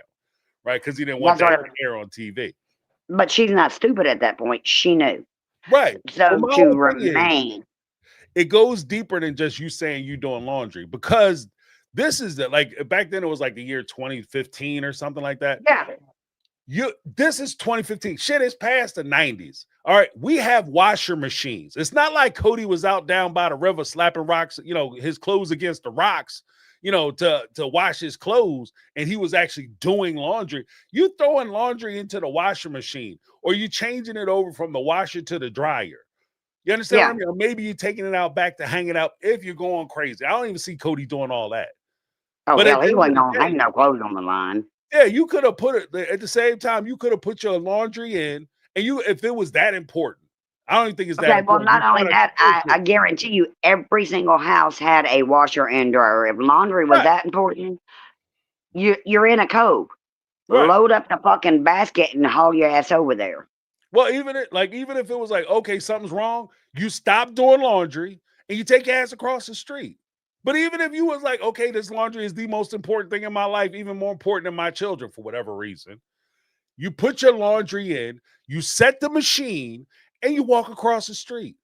You walk across the little driveway, the little cul-de-sac, find out what's going on with your kid. That's Yeah. as simple as that. So he didn't. It's not just I was busy at Robyn's house. He made a decision that he didn't give a shit what was happening to Truly. And That's she the remained. bottom line. I'm sorry, but she remained. And there again, when I talk about angry children, they're seeing this. Can you imagine how Aspen would have felt had Truly actually passed away? On her And watch, on yeah. her watch, that you're not just talking about damage to the whole family from losing a child. You are talking about damage mentally, physically, emotionally to the actual caretaker at that point, which was a 15-year-old kid. And that responsibility should have never fallen on a child. I'm sorry. Right. And because it wasn't like, oh, okay, well, you go babysit a couple of hours. No, that responsibility was completely giving her, like, okay, well, you're responsible. And just the callousness of it at that point, you knew. And you Mhm. can't play fucking stupid and say, well, I was trying. No, I'm sorry. At that point, you've cashed checks, you bought a house, you've been on trips, you've been surrounded by not just other women, but other people with different perspectives. I mean, like, you've been exposed.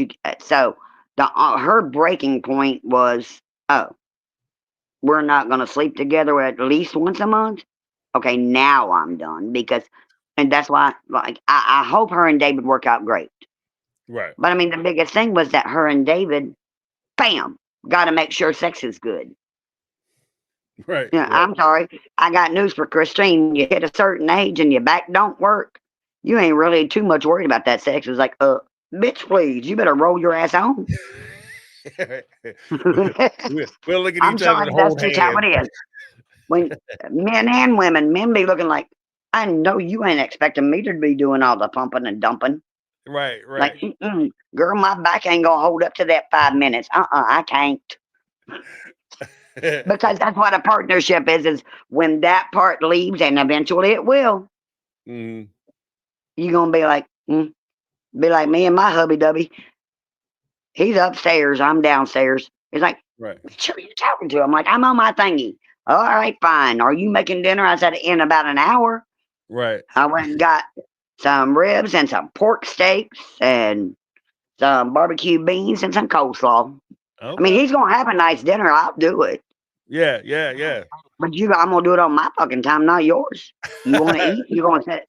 Either you can pat and bend yourself down to the kitchen, or you gonna wait. Right. Right. And if people don't know what pat and bend, that's pat your feet, bend your knees, bitch. What I tell people when they say I can't get to work, and you live 5 minutes away, girl, you got pat and bend, pat your feet, bend your knees, and get to walking, get to stepping. All right. You must be tired of getting paid. Yeah, I don't like hearing that shit. Like, you have no idea how many times when we had one car that, Right. and raising kids. I mean, like, either my happy ass, if I wanted to get home that early, was gonna pat and bend it, or I'm gonna sit there and because they didn't have Uber and shit back then. And I worked at Yeah. 11 to 7. My husband worked 9 to 5. He got the kids off and he came and got me. And yes, I had to sit there for an hour drinking my coffee, but it was a choice I had to make. Mhm. Because I sure as hell wasn't walking. Like, And now, one time my husband fell asleep. I'm like, if you don't get your ass here and I have to walk all the way home, you best be ghosted by the time I get there, because I will take a dozen eggs and bop them, every damn one of them, on your head. It's like, oops, I fell back asleep. I'm like, you better get your ass up. Yeah. That's why I said, I mean, like, I give people grace, compassion, empathy, which is not to say you don't lose your temper, because God knows I will lose mine. I will Mhm. absolutely lose my shit.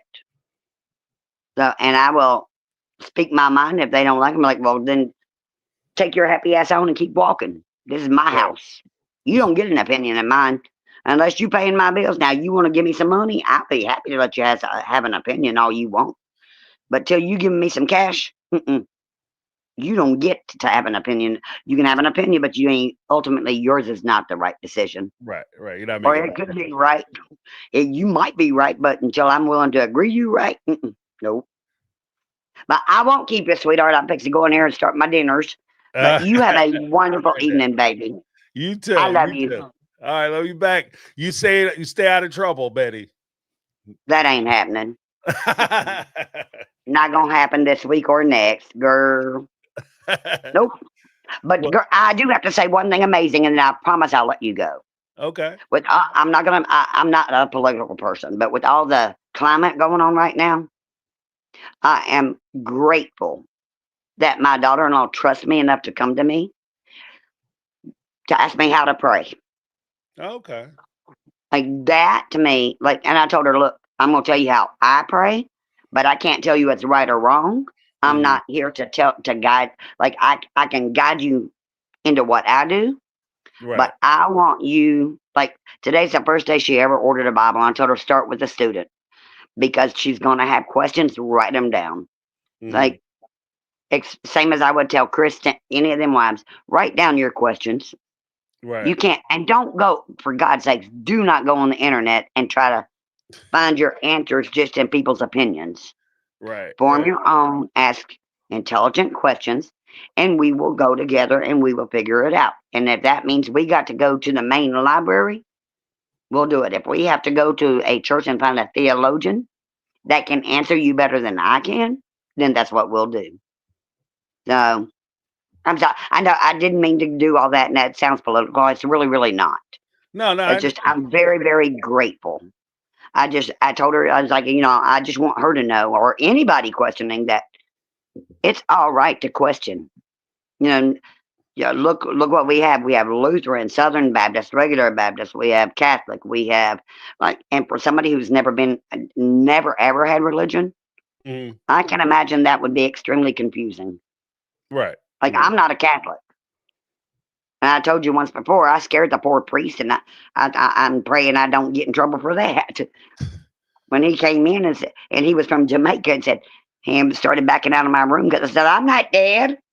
I don't need last rites. That's all I heard from the movies. And my dumbass husband said something. She dead? He's like, we're not Catholic. He's like, oh my God.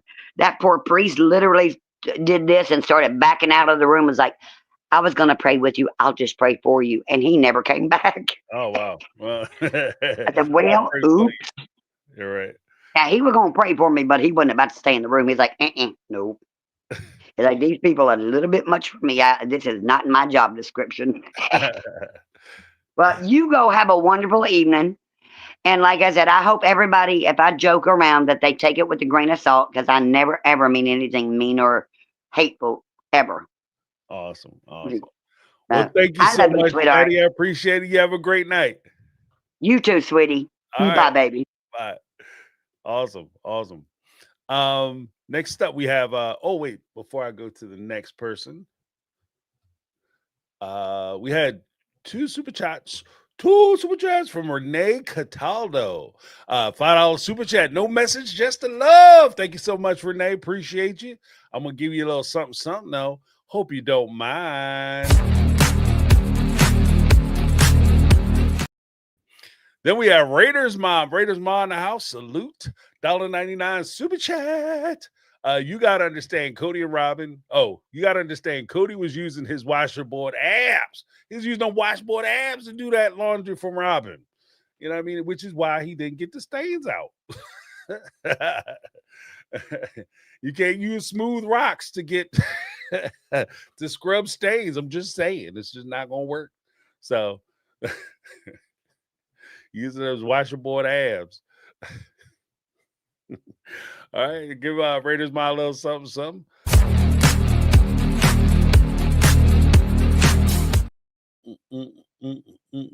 Awesomeness. And next up, we have Michelle. What's going on, Michelle? Hi, everybody. Hope you're all doing okay. Hope you had a good week. Yeah. Yeah, I was listening to. I agree with so many of the points that you and Miss Betty have made, and other people.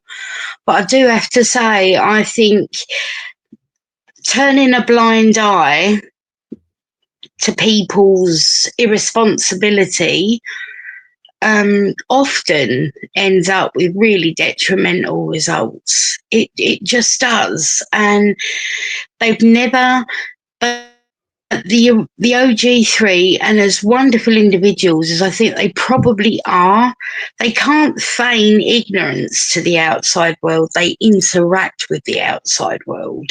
Right, right. They're fully aware. And did you know, it was said that Kody's dad accused Kody consistently of being irresponsible for the amount of children,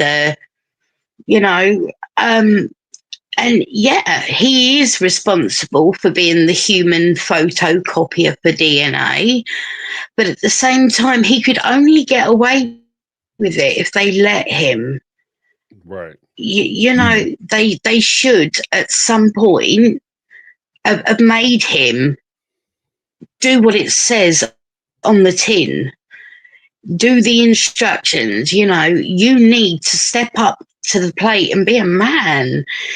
You want to be this big male figurehead, this spiritual leader for everybody, but there are responsibilities and not just perks to that position. That requires you do, the covenant you made to your children came way before the covenant should come before the covenants you made to your wives. When you make a child, knowingly make a child and actively make as many children as he has, then that's a covenant that he will be responsible and do what you're supposed to do with those children. Right. But even down to the way that he speaks about the children, it's, they're Christine's kids, they're Janelle's kids, they're no, they're your kids. Right. You don't get a dodge pass because you're a spiritual leader. You have to lead by example. It's required. Janelle used to go to work knowing that Kody was going back to bed and leaving Logan to feed, clothe, sort the kids out. Wouldn't have played in my house. No. You had the party. Now we're doing cleanup. Get on with it. And as fat and gappy as I am, Kody would be on the other side of my front door come morning with my foot in his back pocket with the attitude that he's got. But again, I get annoyed because they gave him God status. Why are you allowing your children to eat subpar food? And then they're looking across the dinner table at this one night a week no-show who's being given the royal treatment. Right. It wouldn't have happened if you'd taken your maternal role equally as seriously as you should expect him to take the paternal role. It's not all about the perks in life. Everything comes with a responsibility. And I know I'm not letting you talk, I'm sorry, darling, but I have to say my brother is living proof of what happens when in one breath you tell a child, there's no man here, you're the man of the house now. And then the mother gets for someone and that man's there and they're like, no, keep your place, be a child. That man goes, be a man now. He put far too much responsibility, and so did they, on these children to then expect them to keep their place. Right. Well, I mean, that's part of the problem too, is it, like you said, it's not, instead of there being a responsibility from the mother or parent to the children, it becomes a responsibility of the children to the parent, where you know, I'm what you need me to be at the time you need me to be it. So if you need me Yeah. to be the man of the house, then I'll step up and be the man of the house. As soon as you go out and get a boyfriend or a husband, or dad comes home once a week, then for that day, all of a sudden I'm back in the child's role. And part of being a man of the house means that I'm elevated to having an opinion and being able to make Mm, decisions in the house. And then you're telling me at the same time that I have no opinion, I have no decisions. And this goes back to what Betty was saying, where this can be very yeah. confusing for a child and can stem a lot of anger, seed a lot of anger within that child, because you're not giving them solid ground on how to respond to you and the situations that you're putting them in. So am I the man in the house? If I'm the man in the house, then yeah, I get to say what I want to say, and I get to criticize bad behavior. So when Logan or Hunter or Peyton come out and say, you know what, Dad, you aren't coming around enough. Who are you to criticize me? I'm the man of the house. I'm the keeper of the gate.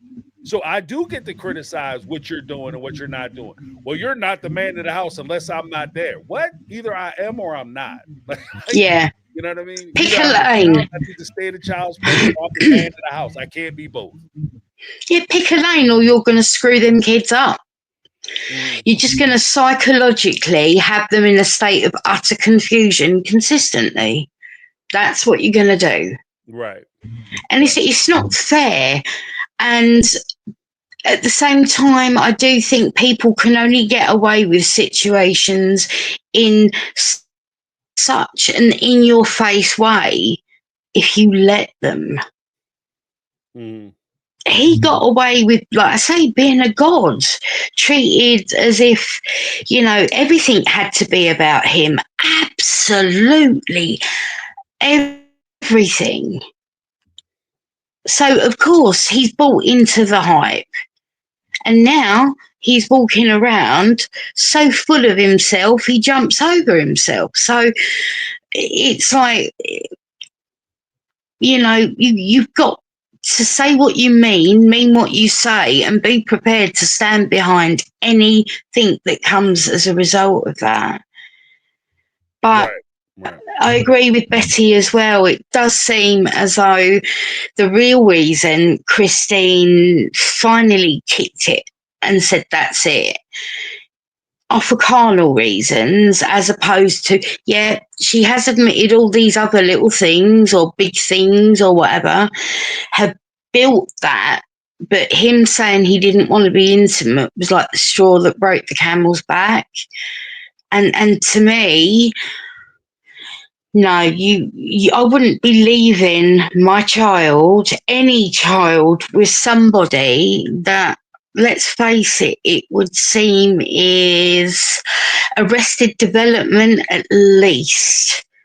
Kody is not somebody you can look at and think, oh, there's a fine, upstanding pillar of the community that makes sensible decisions.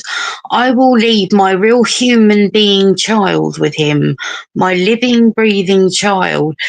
This is a man that bought a flashy little doofus car rather than sort out the rust buckets that he sent his wives out in. Right.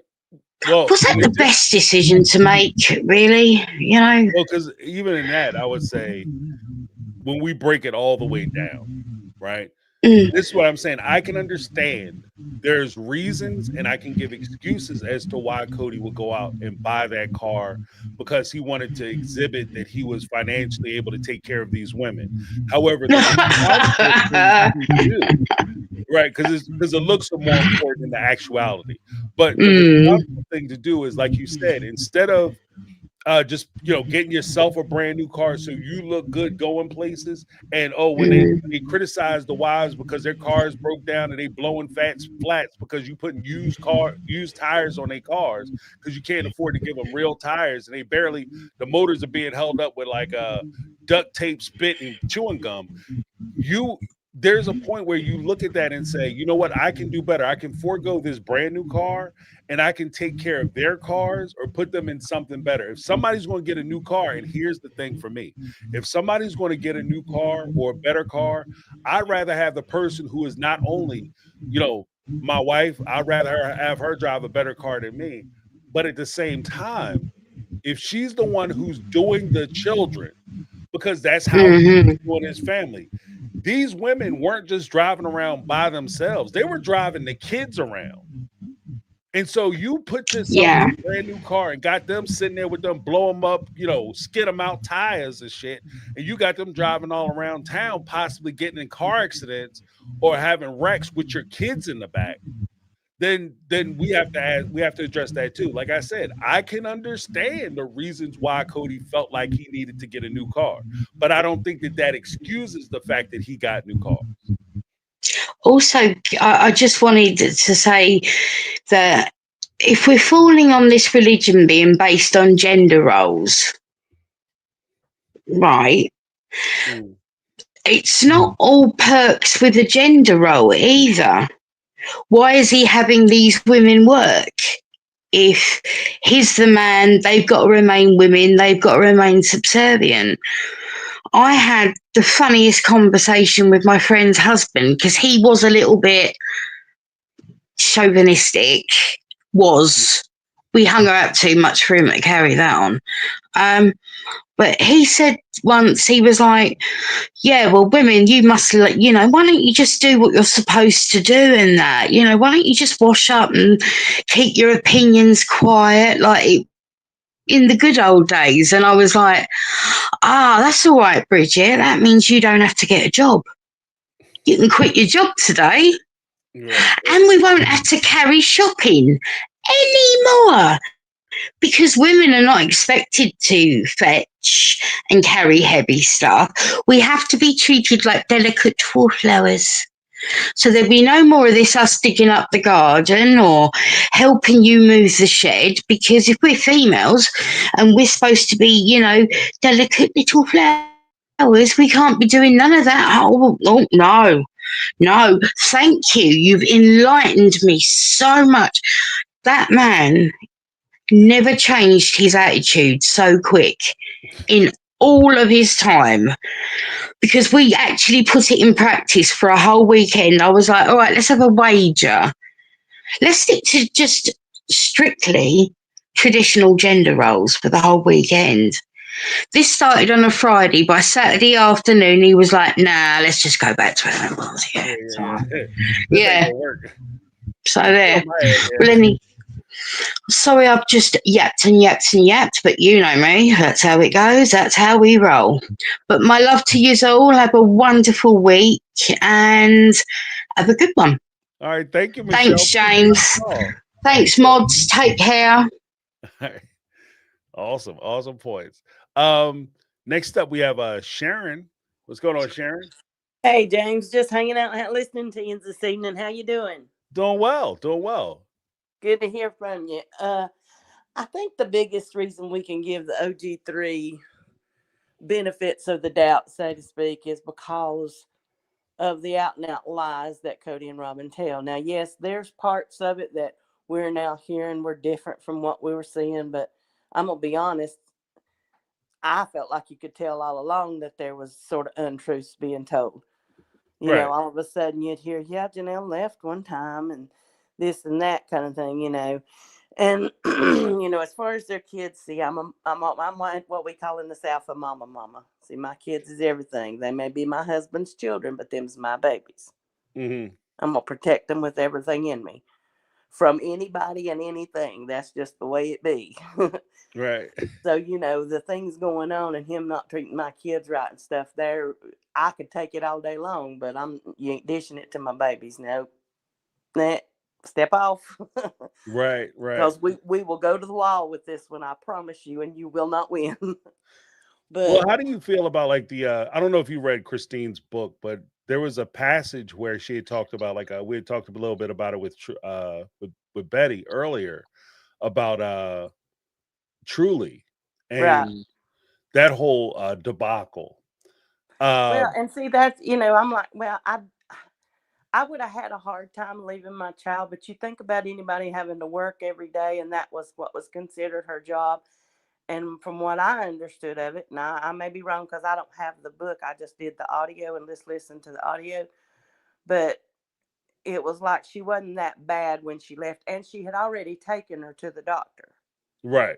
was my understanding. And the doctor, gave her them instructions on what to do, or, to thing that this is what's going to happen and that kind of thing. And she just got worse and worse because, like you say, really nobody was watching. As far as, I think Aspen was watching, but kids don't usually think about, we better keep getting her fluids. We better get her some stuff with electrolytes in it, that kind of thing. They don't think like a mom does, I guess, or wouldn't at that point. Most kids wouldn't at that, age, even people that had watched kids. So, I hate that Truly went through that, but I do directly lay most of that at Kody's feet. I No, just do. absolutely. Absolutely.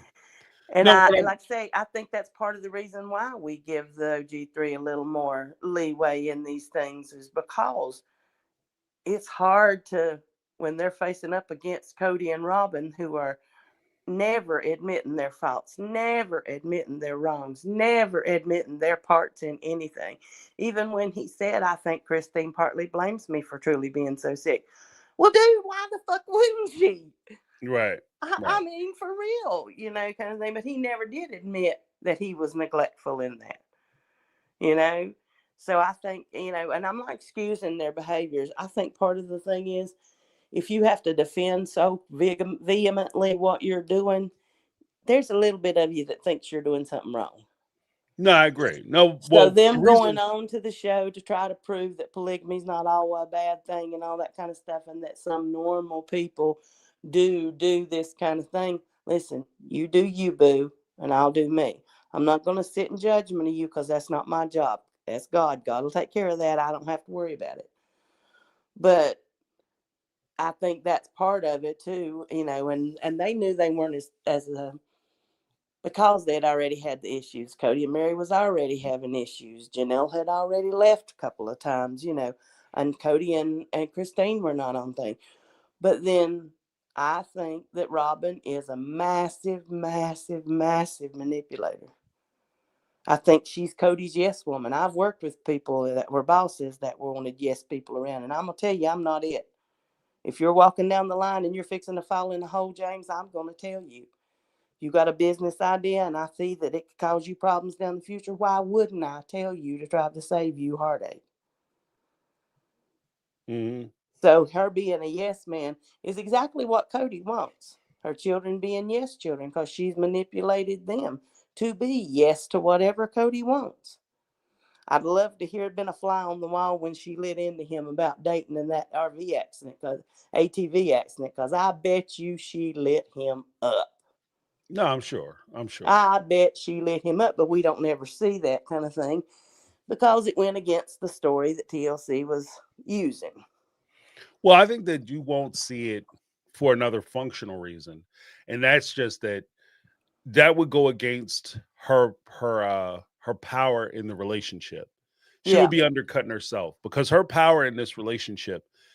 I think that, like I said, I think it's just, if we look back to, we're going to give Christine, Meri, and Janelle grace because of the way they were raised.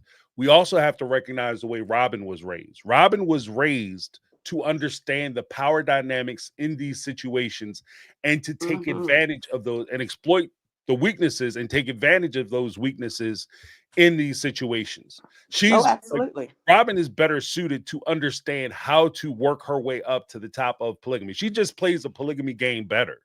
It's not that, if we remove like good, bad, evil, and just, and just look at like the raw facts of it, the statistics. Like if you look at it like almost like a football game because it's football season, you look at the roster, and on paper, Robyn is the like she's going to play the game the best. Like she's Yeah. an MVP because she Oh, worked the shit out of absolutely. Kody. I don't think it's like she's so head over heel in love with Kody and this, that, and other. And Cody's Yeah. so over heel in love with actual Robyn.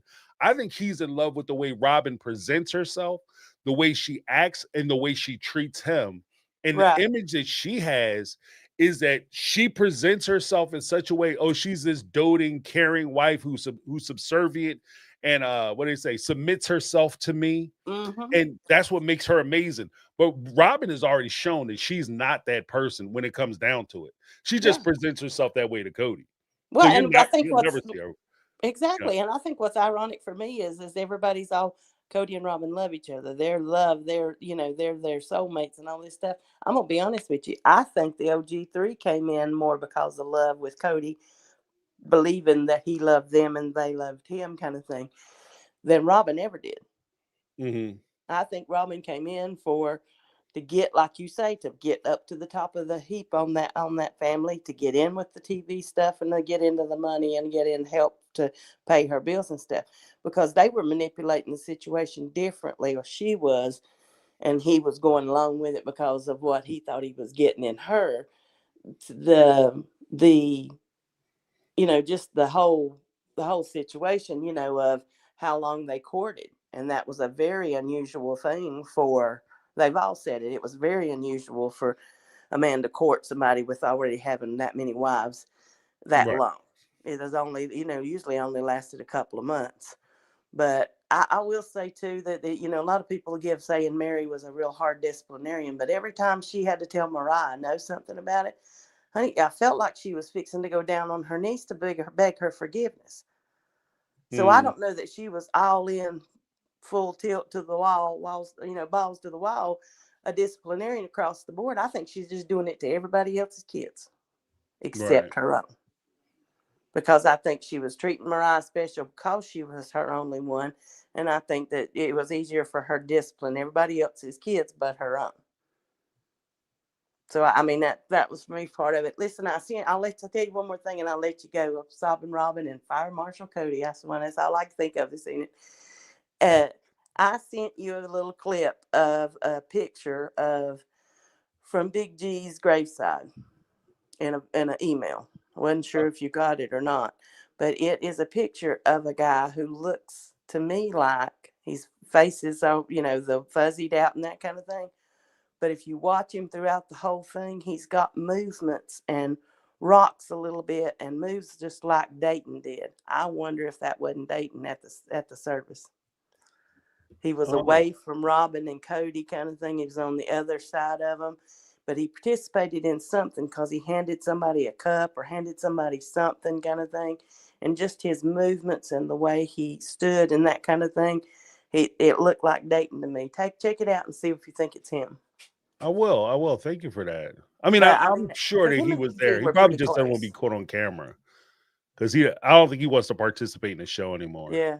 Well, I mean, this guy had beard and that kind of thing, but his glasses and just the way he handled himself, kind of thing, it just looked a lot like him to me. And I mean, it could have not been, kind of thing, but him and Big G were pretty tight and stuff. Right. So I mean, or at least up till we quit seeing the things together. But not getting to say goodbye to somebody, especially when you're that tight with them and stuff. And see the manipulation that Robyn and them have done about the kids being separate, and even Kody. I think Cody's been lying to those kids all along, saying that his OG13 kids didn't like him and didn't want anything to do with him and all that stuff. Dude, that's so wrong. That's just evil. Yeah. It's Yeah. just bad wrong. But I Yeah. heard that Kody didn't last but about 7 to 9 days, something like that, with the other show that he's doing. Oh, really? He Yeah, tapped out early. yeah. I don't know the But way he was talking about it. He said like he did the whole thing. Like he was. It'll yeah, be well, I interesting say if he tap out on the third episode. I'll watch the whole season, but that would be hilarious. That would be funny. well, it'll be Kody. It's somebody else's fault. It just is. It's somebody else's fault. It's never Cody's fault. Right. Kody wouldn't do nothing like that, James. Now Kody don't roll like that, Oh, Fire Marshal Kody. Right. Right. All right. Peace out, James. Have a good week. All right. Thank you. Yeah, thanks for the call. Appreciate you. Have a great night. You too. Bye bye. And an awesome week, by the way. Oh yeah, you too. All right. Awesomeness. Awesomeness. Yeah, I just looked at that email, the picture. That does look like Dayton a little bit. That's his stature. I mean, that would be nice if he was there. I hope he was there. That'd be cool. I mean, again, I think that it's nice if he was there, but I'm happy that he was there. And if he refuses to film, that's his business. I also understand that for him, he's there for his brother. He's not there for us. So it doesn't matter whether I know whether he was there or not. His presence was there for him. So that's cool. I appreciate you sending that, Sharon. That makes me feel better. Next up, we have wait, before I do that, let me just check. Oh, we have Kitty. Talked to Kitty for a long time during the members thing, but welcome back, Kitty. Yay, 4 months. Can we keep Kotex in a box? Awesomeness. Next up, we Caramel Cuties up in the house. What's up, Caramel Cuties? How you doing? Hey James, how you doing? Doing very well. I'm not gonna keep you long. I think I said mostly what I needed to say last week, but I think part of the corrections regarding the book, what was said, the whole San Francisco trip when it comes to Christine and leaving Truly. I myself as a parent have had to leave my kids sick with another parent before, and you just trust and realize that their daddy got them or the other parent has them, and if they don't, then yes, that becomes a problem. But I got a socket right here. But when it comes down to it, I think we don't know what she's contractually into when it comes to her contract. Right. So we can't sit up here and say, oh, Christine was wrong. She shouldn't have went on the trip. She could have left. We don't know what that contract says.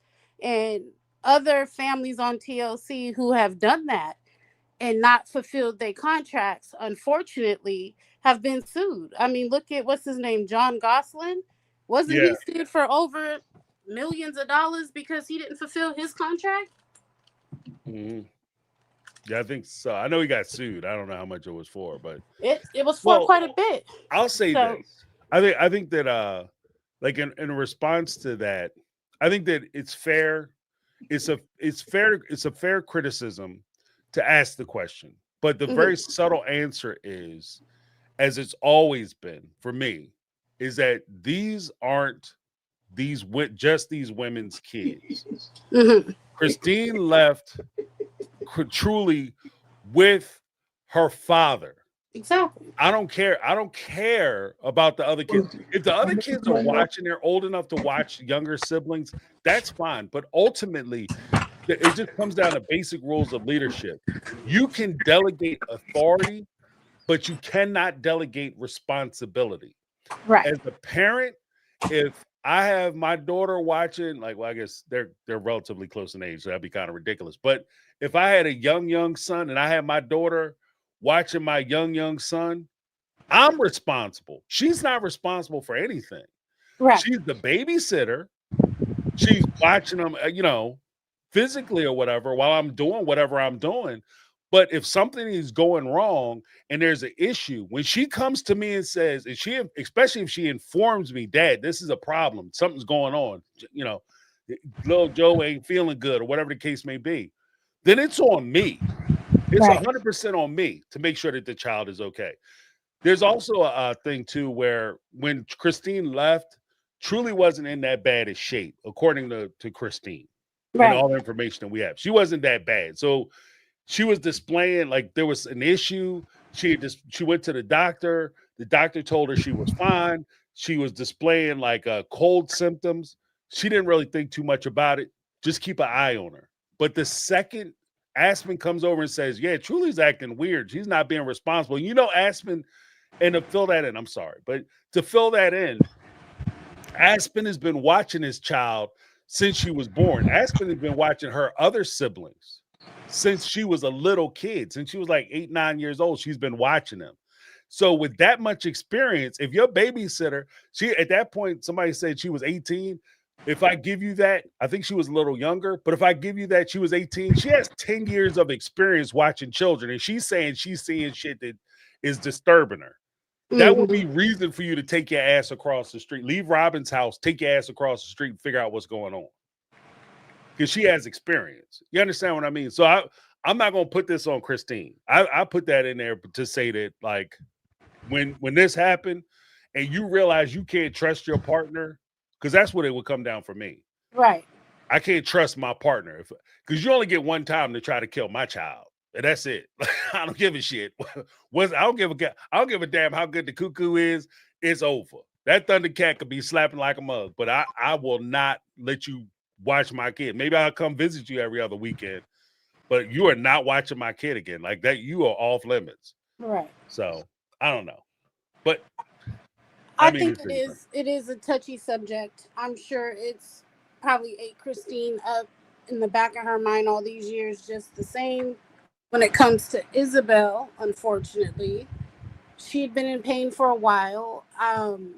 I'm not going to speak on different religions and how they feel about modern day medicine versus like the holistic route.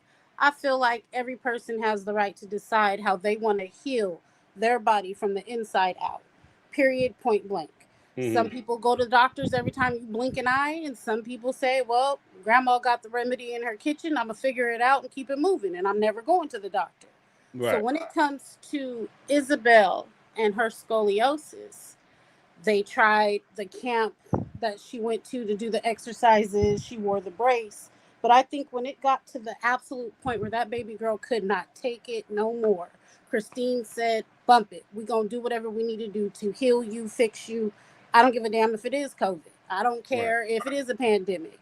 And Kody, for whatever reason, decided that her surgery wasn't going to be that important to him. He wasn't going, he wasn't going to do it, and whatever else. And I'm pretty sure that was what tipped the scale completely towards I'm effing done with this man. Then to add that on top of the fact you treated my kids like shit, you treat me like shit, you only come around at night, you leave first thing in the morning, and you're not trying to touch me once a month when we, whatever the agreement they had or however often that they did it. Yeah, I don't blame her. Me, personally, I would have left his ass a long time ago. I probably would have never left the Lehigh house. Right. All y'all could go. Shit, if Janelle could stay away for 5 years, guess what? So the hell can I. But I don't know. Maybe in the back of her mind, she thought things with him would get better if we moved. And we all seen how he gaslit her going to Flagstaff. I could only imagine the off-camera conversations Kody had with Christine to assure her she was going to be a princess. I'm going to make it like it's your birthday all the time. You're going to get special things from me. I just need you and my kids to come with us. I need you to stay with the family and move with us. And of course, she fell for the okie doke. And she moved. To whole time see that right down the street from where she was living, he was kowtowing and having a blast with Robyn. But again, when her kids started noticing the difference, she seen it. Whether she admits it out loud or not, she seen it, she felt it. The kid said something. For Peyton to be like, why they getting KFC and that's only a treat when we do good over here, that's BS. Daddy ain't never here. He always spending extra money on those three, but he don't give a damn about us. And I'm not saying the way Peyton treated Robyn's kids was okay. I'm gonna say as siblings, my family, we did the dozens, and I used to tax my brother's asses. Let me tell you, we fought, we boxed, and we clowned left and right. That's just what siblings do. So when Peyton started going after Robyn's little sensitive tenders, now it's a problem, and then they try to manipulate and say, oh, well, the kids can choose to go be with their dad. Okay, and let them go. Oh, well, you go visit your kids when you need to. As Peyton being what at the time, 6th grade, 7th grade, maybe middle school, he didn't give a damn. But because y'all guilt tripped these kids into welcoming Robyn's kids wholeheartedly, we can't joke with them. We can't pick on them. We can't do nothing we do with the normal brown children with those special 3. Of course, these kids saw a difference. And of course, who did they complain that to? They complained it to their moms. They complained to Christine. They complained to most likely Janelle. Who knows if Leon said anything to Meri, but even if she did, Meri's so far up Kody's hoo-ha, you know what I mean? It probably wouldn't have made a difference if they did complain to her. But sadly, in their religion, the man is the head. The man is everything. And so to even complain that he's making a difference probably could have been more detrimental than just not saying nothing at all. Right.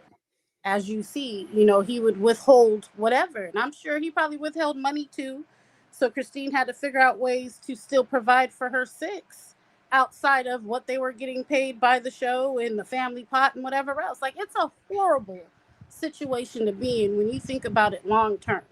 Most of us who were never in a cult, were never grown up in this type of religion, fully don't grasp or understand why the hell anybody would make that as a choice decision.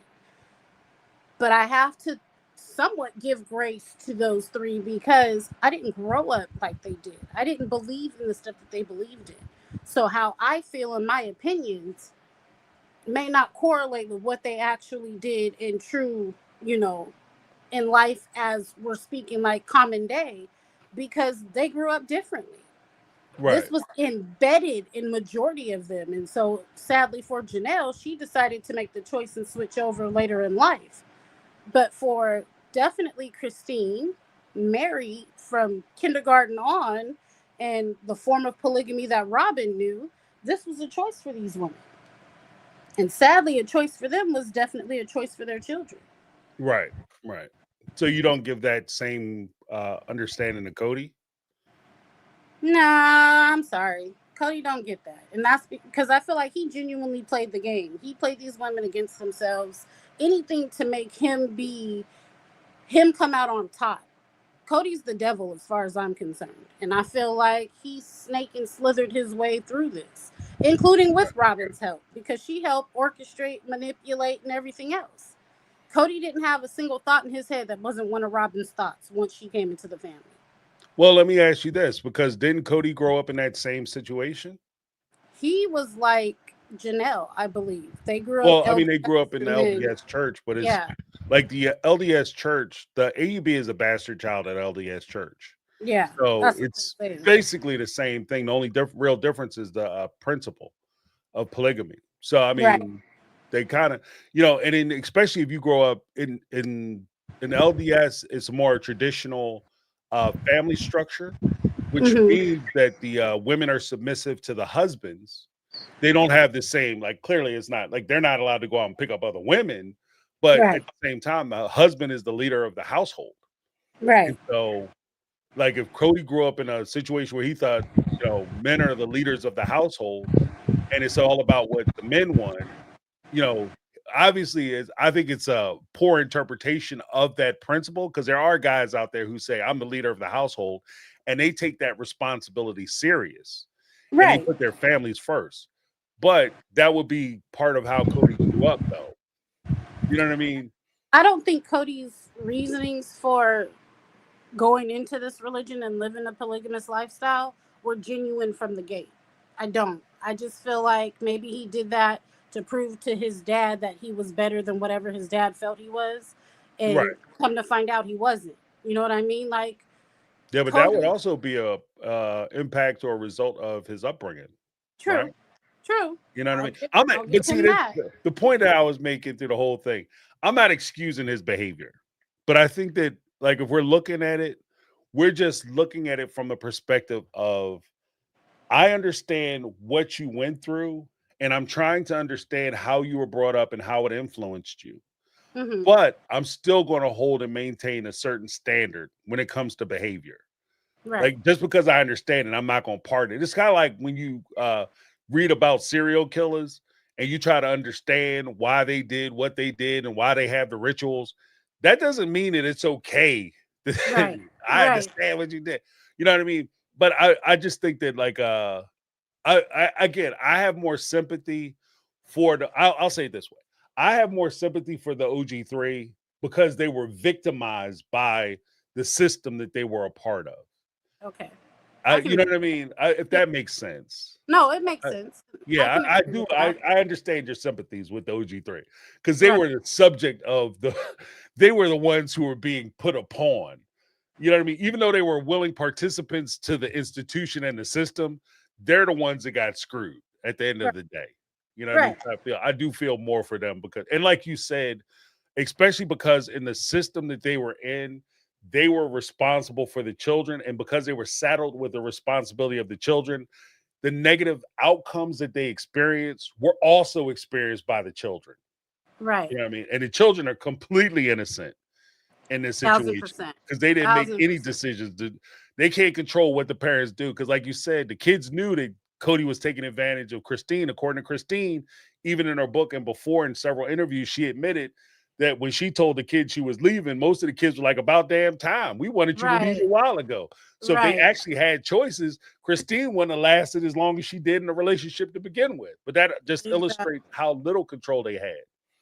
And how Plus, little too, I think also when it comes to, like, even with my own children at times, and that's probably why I choose now not to date, because I'm not just going to bring any and everybody around my kids. Mm, And I think when it comes to Christine, her kids, even Janelle's kids, kind of knew Kody had been treating them like shit for a while.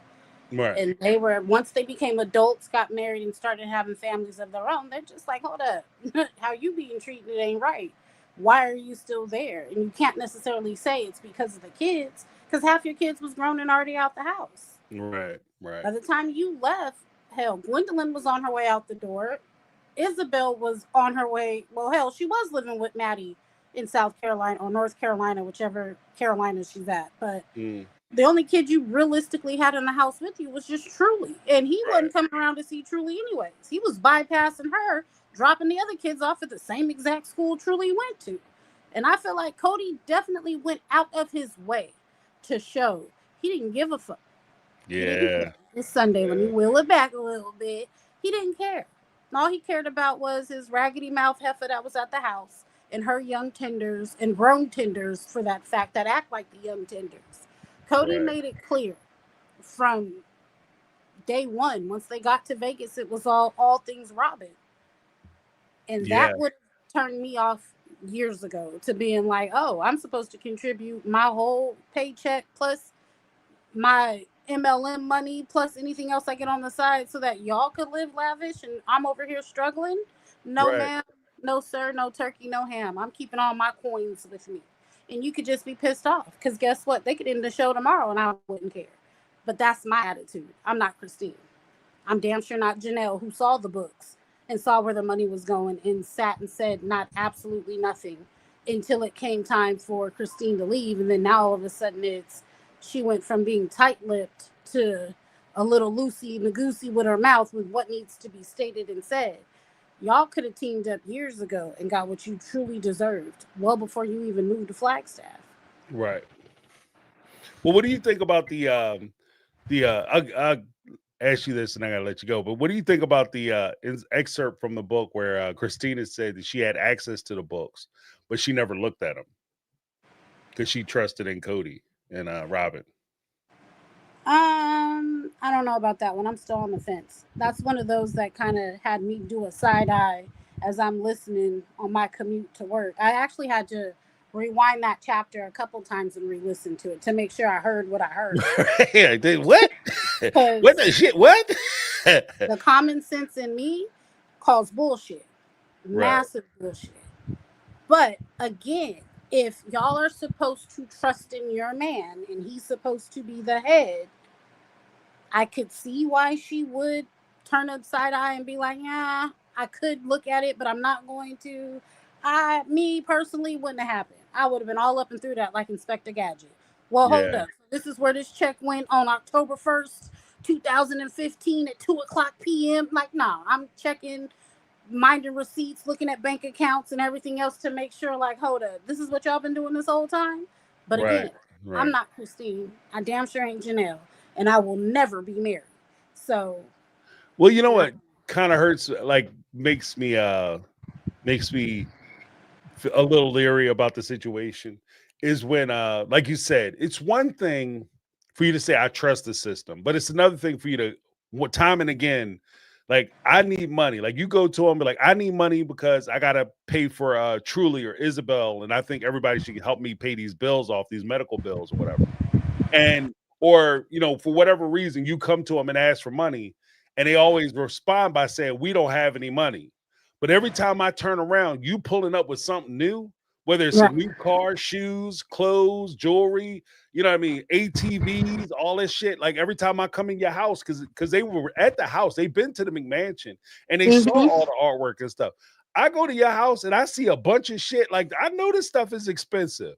And I asked you for $20 yesterday, and I see $3,000 worth of art hanging on the wall. A picture. I'm snatching all that shit down. I'm snatching it I'm off. looking at the damn I'm snatching it. I'm taking it. We selling this. I wouldn't give a damn. You gonna stop me? you're gonna have to fight me because I'm not like. But that's just me. I'm gonna get ghetto with it. But everybody's different. I don't know. And that's the part that truly confuses me. And I battle with thinking, is that their upbringing and they're scared to go against the grain because they've been so embedded in, their religion so much to not say anything? Or was it she just didn't want to rock the boat and piss Kody off? Because we know when Christine did try to fight back, it only made things worse for her kids. Right. So she kind of had to sit back and think, if I show my ass regarding this, the $20 I asked for that you told me we ain't got no money to get, but I'm seeing clearly we do, what's going to be the outcome for my children if I do that? And I think a lot of times than not, because none of those women like confrontation, so they stay quiet. See, me, I like confrontation. We gonna fight, boo. I'm gonna tell you right now, and I don't lose. So how you want to handle this? Well, see, my thing is kind of like the weird part about it. Again, this is a common comment that's easy for me to say because I'm not sitting in the situation. I recognize that. But I get when you say, if I push this too hard, this could be detrimental to the children. I understand and I agree with it. The only issue I would have is that I don't necessarily, at least for me, the way I like to conduct myself, I don't want to be around nobody who doesn't want to be around me. Right, same. And I want to instill that in my kids. If he wants to come around, if he doesn't want to come around, if a man don't want to participate in his kid's life because you stand up for yourself and your children, and it goes against him, then bump his ass. Yep. Or in the current parlance of the day, pardon the French, but fuck them. Because when push comes down to shove, if you don't want to be here, you don't have to be here. If you don't want to deal with them, you don't have to deal with them. I'm going to look out for them as I've been doing. I'm going to keep looking out for them, and I'm going to keep doing for them. And when you come back around, you come back around. See you when I see you, boo-boo. And I think that's the way it has to be. I've personally taught my kids, whoever's supposed to be in your life, they're going to be there. You ain't got to beg, steal, cheat for them to come around. If they're meant to love you, they're just going to love you. And you don't have to do nothing extra for that to happen. And I think it's to that point where you also have to love yourself enough to know it don't matter who else loves you, as long as you love you, right? And a lot of people are scared to be alone, unfortunately. I was born by myself, and I know in the end I'm going to die by myself. But in between the life that I have to live, I'm nobody's doormat and I'm nobody's punching bag. And I'll be damned if I sit back and allow people to treat me as such. And I think that's the part of where Christine is coming out of everything that she was indoctrinated into as a kid and throughout her life. And thank goodness she does have a man that loves her enough to help her get through all that. But that internal part of her should have been worked on years ago, because she did have so much time by herself or just with her and her kids instead of holding on to Kody. So that one is a hard one, but I'm strongly with you. You don't want to be here. There's the door. Skip rocks. Right. See, I catch up with you when I catch up with you. I ain't begging nobody to stick around just because I don't have to. You know what I mean? Right. But yeah, that's just where I'm at tonight. But thank you so much for allowing us the time. I hate that I missed your round table. Hope you do it again. Oh yeah, we'll be doing it. For sure. You have a good evening, and I'll see you in the comments. All right, awesome. Thank you so much, Caramel Cutie. Ladies and gentlemen, Caramel Cutie, one of the mega minds up in the house, one of the real OG3s. Holla. Let me just check what they. Okay, we're good. All right, Linda, what's going on, Linda? How you doing? Hi, can you hear me? Yes, I can. You doing good? Are you talking to me after my heated, 15, 20 messages? Did you hear? Well, I haven't listened to the speak pipe yet. So if you left speak pipe messages, that's cool. Oh my God. Well, hang on to your bloomers. Okay. I try to keep it clean. I don't know. I curse, I fuss. I was ready to fight somebody. So, Friday, I listened more to the book because I'm doing the free audio, because I'm a free 99. I think my conclusion with Christine is she is just as full of shit as Kody. Okay. She was immature and never matured. So from what I gathered, I think I'm up to number 15. Listen, the way she painted her life, I wanted to vomit. All, rainbows and sunshine and, hot meals on the table and everybody loved to this, that, and the third. If you were raised with such love and such security, because she worked outside, she worked in a car dealership, she worked in a museum, she also taught, she was a teacher. So she wasn't this sheltered, scared little girl. She was out there in the world before she got married. Now, she's the one who proposed. Now, in Kody's, thinking, I had a lot of guy friends growing up. They would either take that two ways. Their ego would be inflated or they would be like, I don't know. And I think the fact that she was double royalty, Kody may have felt like he couldn't say no. But you needed to get the hint when you had to tell him how to propose to you after you proposed to him a couple of weeks before. So like all the signs were there. So in actuality, she pushed this relationship. She wanted this for whatever reason, but I think her reasons were related to like this hubris. I want to be the third wife. And I think when she saw they courted someone and it didn't work out, and then the second one, she figured, let me get in there. Now, I'm up to the part where Robyn is in the picture and they're doing the courting. And I think they spoke about the dress, when he goes, I got a bomb to drop. I got a bomb to drop. When he bit his tongue, I'm like, I wish he would have bit it off. What I was picking up, and I think they all do it. You know how we always discuss how they waffle on these decisions? She was against it from the beginning. Janelle and Meri were. In her book, she said Meri was the one who initiated this. So I'm trying to figure out, did Kody and Robyn maneuver this, or did they see each other again after the dance? I can't, they tell so many lies. Like right now, I can't keep up. And it's hard to confuse me with the lies because, as the older sister, we had to be really good with discerning the lies when we're taking care of the young ones, right? Right. So then all of a sudden she's saying she's in the car and she got this testimony that Robyn had to be in the family. It's a good thing that I was working from home and I said, let me just listen to this and catch up. Because I screamed bullshit so loud and banged my table, I almost knocked my PC over.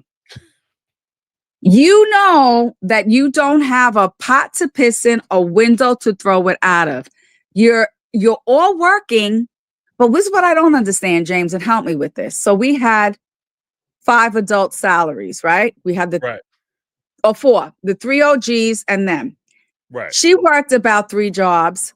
Robyn had Meri had a good job. Janelle had a good paying job. That's why at one point she stayed back and didn't move because she had to stay a year to transfer. Mm-hmm. Why is there not enough food in the cupboards? Like, I know they had a lot of mouths, but we're talking 4 grown adult paychecks. I don't understand why there wasn't enough food and they were living in one house. Well, because I think Kody's paychecks were sometimey. So he would get like there was a chance where he could have a month where he does really well, and then he could have several months where he doesn't do anything. So his money wasn't steady. Their money was steady. Right. Their money was steady. And they're holding the power. They have the power because there was a clip. Remember I told you before, I keep getting these clips and I wish I could forward them to you because for like a hot month and a half, the algorithm was crazy. I'm getting all these things. And I'm like, oh my God. But Kody had said his relationship with Robyn was different because she communicated with him. She told him her needs, the expectations, and that she, like he laid it out in like 3 points. And in other words, she was different from the other women because she was not going to allow him to walk over her. Right. That is pretty much what he said. And when I heard her say, she was talking about the pictures and how she looks sexy and, oh, I didn't know you could do that. Bitch, please. Stop. They were so busy fighting with each other. And I think Christine instigated a lot of things. And in the book, she's trying to paint herself as this naive, angelic person. She never struck me as naive and angelic. Never. She was, when I started watching, because I watched it, was very intrigued by it. And I think I stopped the season. I may have missed the season, the catfishing season. And then I went back years later. She always struck me as the troublemaker. She always struck me as the least one to trust. And I never liked her. I also found Janelle. I found Janelle uppity because she felt like she had all this money. And the weird thing is, the one that I resonated the most with was with Meri. And as they're talking about how it was to share a thing, no, what it was, Meri was clean, she was neat, she was organized, and you were a goddamn pig. You are. You wanted your kids to be feral and free, and she wanted order. Now, just to bring it back to, are we giving her grace? I'm giving none of them grace. I'm giving none of them grace because none of these heifers put their kids first. And when we go back to when Christine said why she was leaving, what was it? My kids knew that my husband didn't love me. Their father didn't love me and I couldn't stay in a loveless marriage. Bitch, you couldn't say I'm leaving because when he's mad at me, he treats my kids like shit. My kids don't eat well. I have to do these special meals for him. And let me do a sidebar. I don't know, every child welfare division is different in every state. I had to take my niece for 2 years. My sister needed me to step in. We did it all legally because she was going to be under my insurance, the health insurance. We had to go family court, the whole nine. Right. Let me tell you something. At that time, it was BCW in New York City. They would come in and check without you knowing. They opened up your cupboards. They opened up the freezer. They opened up the refrigerator and they looked at the food. Is she going to eat the same thing you are? Well, yeah, she doesn't have any allergies because I had steak. I had fish, good food. We were raised with, good, clean food. They opened up the drawers. They took out her clothes and looked at her clothes. Right. They were making sure that I wasn't going to the 99-cent and fill it up with garbage. Right. So I don't know how, circling back, the hospital didn't call child welfare services on Kody. How they are mandated report. I work for a hospital, James. Right. You are a mandated reporter. Once Christine said I was away, I left them with my daughter, and my husband was supposed to check in, but he was with the other kids or whatever she said, it would still have raised suspicion. Right. The kid was going to get dialysis. That is a major comorbidity right there. Right. This is not like she's running 104 fever and she has a flu. She could have really died. And the fact that with the because even with to expand upon a point you just made about the kidney failure, she had kidney failure, and it was to a point, renal kidney failure. So it was to a point where not only could she have died, but which would have been the worst extreme, obviously, but she could have developed a lifelong dependency on dialysis. Absolutely, dialysis to the day she died. Absolutely. Thank God it didn't happen that way, but. Like you said, that would have been something that would have raised everybody's antennas, would have went straight up. Because she was way too young for that. I don't understand how they didn't report it. Because you're not going to tell me, you could see through Kody's bullshit. When he talks, you could see through his bullshit. And that right there, you were getting money from TLC. You just started. So you made the choice to make polygamy look good, make my family look good at the expense of my daughter. Like that would have scared me into talk. Remember Scared Straight? Yeah, that would have scared me straight. I would have been out of there quicker than if you set my ass on fire. I would have been gone, grab my kids. I'm out. I'll do with the TLC check. But she still doesn't decry polygamy. She still doesn't say it's bad. And just to get back to Kody got into this at 22 or 23. Remember, he came back from a mission and all of a sudden his father decided that he was going into polygamy. Right. And Kody's a hoe. He's a horn dog. This was the opportunity of a lifetime for him. I could get all the ass I want and not be responsible. He don't care for nobody but himself. He is that type of person. Like I've seen women like that. They like the kids. They love them when they're little. But once they start growing, like they don't care. I don't love you. I don't want to be bothered. And the way he always says, Janelle's kids, this one's kids, he never says our children. Right. He sometimes corrects himself and says it with Robyn. But getting back to Robyn, you know, from what I've seen with Notes to Self with Corey, Mel's husband, because he really detests Robyn's mother. Like he got a bone to pick with that woman. She was raised to be that astute. So she took the skills her mother taught her and applied them. And like I think we said before, I think she kind of studied it. She saw the opportunity. She saw that these women would let Kody get away with anything. And I don't know why, because if he's sucked in bed, he's not providing food for your kids. He's really not providing a roof over the head. Why the hell are you with him? Who told you you need all this abuse to get to heaven? And I don't understand why everyone is in a rush to get to heaven, because you're going to be dead longer than you were alive. Enjoy your life here. Right. Make your children's life better here. I don't understand this afterlife. Listen, I've had close family members died, and not one of them mofos have come to me and said, Linda, this is what it's like. Right. This is amazing. Forget that. For all we know, we will die and be ether. And we've done all this and they nothing. Right. Right. Well, what's amazing to me, because, you know, not to besmirch anybody's religion or whatever, but it's just my personal observation. It's always funny to me that the religions that sit around and decry about how easy it is for you to suffer here and how it's worth it for you to suffer here. And when you get to heaven, you'll be rewarded. The leaders of those religions always are doing financially better than their congregation. So they're there to tell you, kick in 10, 20% for tithe me 10% from your paycheck. And then, you know, you'll feel the spirit. And it's okay if you miss a couple meals and your kids can enjoy Christmas or whatever, as long as you're doing that, because when you get to the pearly gates, they're going to see how much you sacrifice. Meanwhile, they live in a mansion. They got a private jet. Their kids go to private school. The kids, when they turn 16, they have brand new cars that cost more than your house.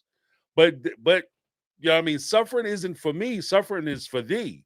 So, like, that's always kind of funny to me, too. Like, it's the, because I think next week, I wanted to talk a little bit about the, because we went kind of hard in the paint on the OG3. Next week, we're going to shift gears and talk about, like, we'll talk about Kody specifically, but we're going to talk about roles, traditional roles in the family and how it works out. And what bothers me is that, as I said, with the religion part of it, in this faith, when they just talk about it, the women get bashed because if I bring another woman home and you feel jealous, that's a failure of your character. Not me not make you feel secure in a relationship, not me not paying attention to you, not me not coming to see your kids. You're failing because you're questioning why I'm not coming around, or you're mad that I'm not giving you time. So I think that has to be addressed too, because if we're going to hold people accountable, everybody got to get held accountable. Everyone, as far as I am, because let me tell you, back in the day, my uncle was a vice president of a financial firm, right? And my aunt lived in Long Island, so that was my favorite aunt growing up. And once I got my car, I would drive my '78 Cadillac Coupe de Ville down to East Meadow, Long Island, hang out with her. And my Uncle Pat would get off the railroad, drive home. He'd walk through the door. He would call, Lou, what do you need?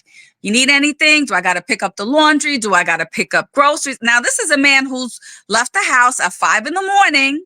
to start his day at 8, to finish at 5, and maybe get home 7:30 if he was lucky, okay? If he was lucky. A vice president of a financial corporation. And back in, I don't know if you ever heard of it in New York, James Talcott Factors. It was a big deal in the garment district, but we don't have one anymore. That man would call, he walked through the door, off come the tie, down go the briefcase, Lulu, what do you need? If the dryer washing machine was going, he would see, okay, what I got to put in the dryer. Let me look at the kids. Who needed a diaper change? Who needed their nose clean? Who am I starting homework with? Because they had 3 kids. Mm-hmm. And I'm like, if I don't marry a man like that, I'm not getting married. And I never Right. found a man like that, and I didn't get married. Mm-hmm. He would, all right, what are you doing? Oh, these kids made a mess. Lou, these kids made a mess in the living room. Finish making the sauce. That man would take out the damn vacuum cleaner and vacuum. Right. Right.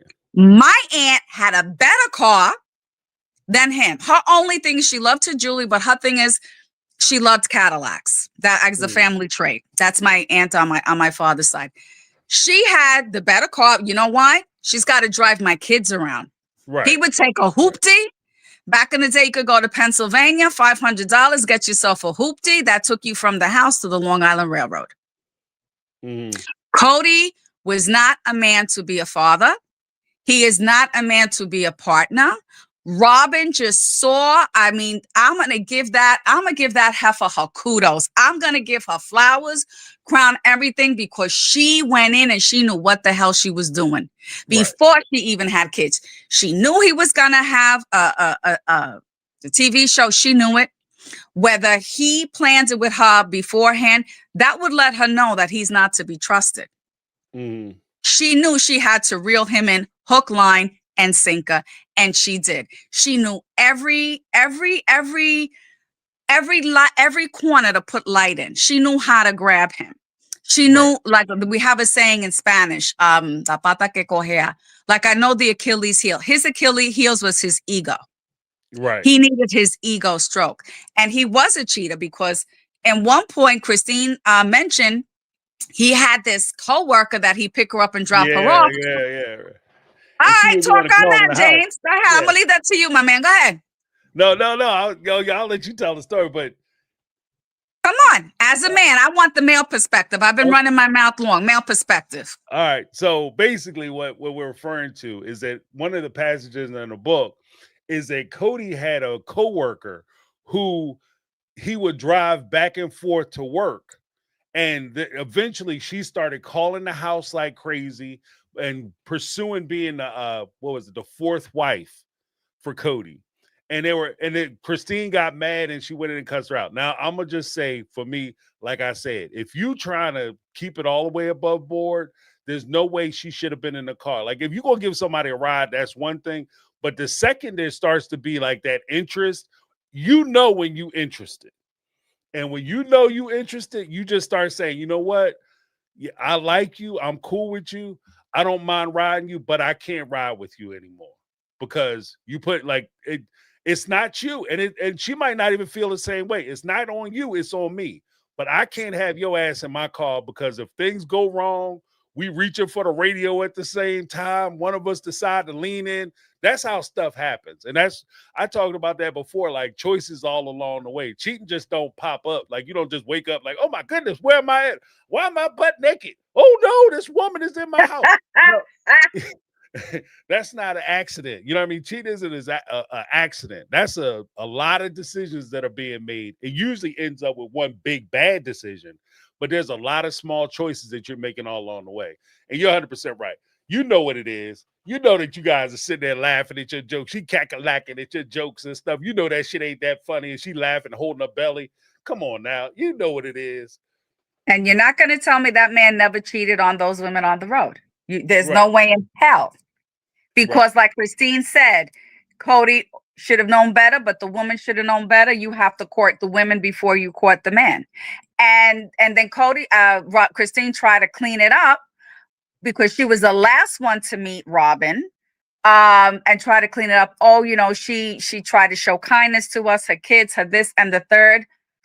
I just think they were just too caught up with, we got to make this work. We got to make this money. But they were not smart about doing it because it ended up in Kody's pockets and they all had to go to court.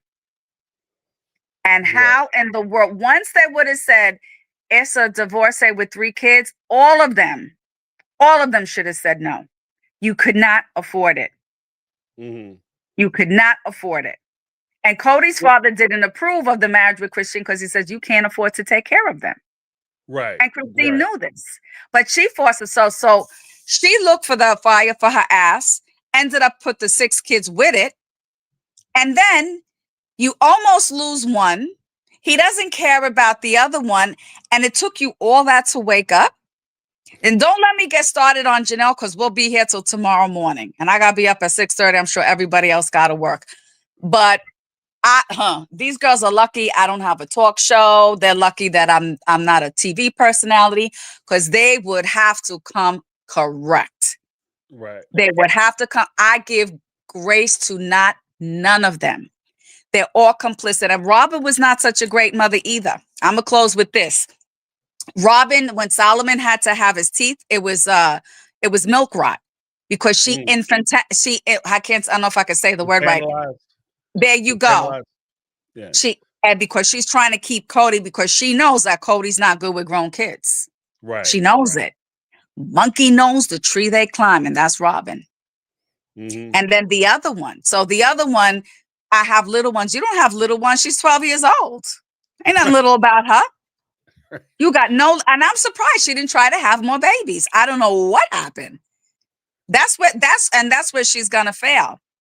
So just to, I have watched some of these, the promos for Special Forces. I have the funny feeling, and I swear I'm gonna end with this. I have the funny feeling that whoever's friends with Kody in the entertainment industry, or whoever films that, they prepared him for this, because he slipped and said in one of the interviews, he knew about it like 6 months in advance. So he had a 6-month edge training with the people, right? Right. They set him up for success. I have a funny feeling he finished the challenge. I do not think he's out in the 3rd or the 4th episode. I think he finished it.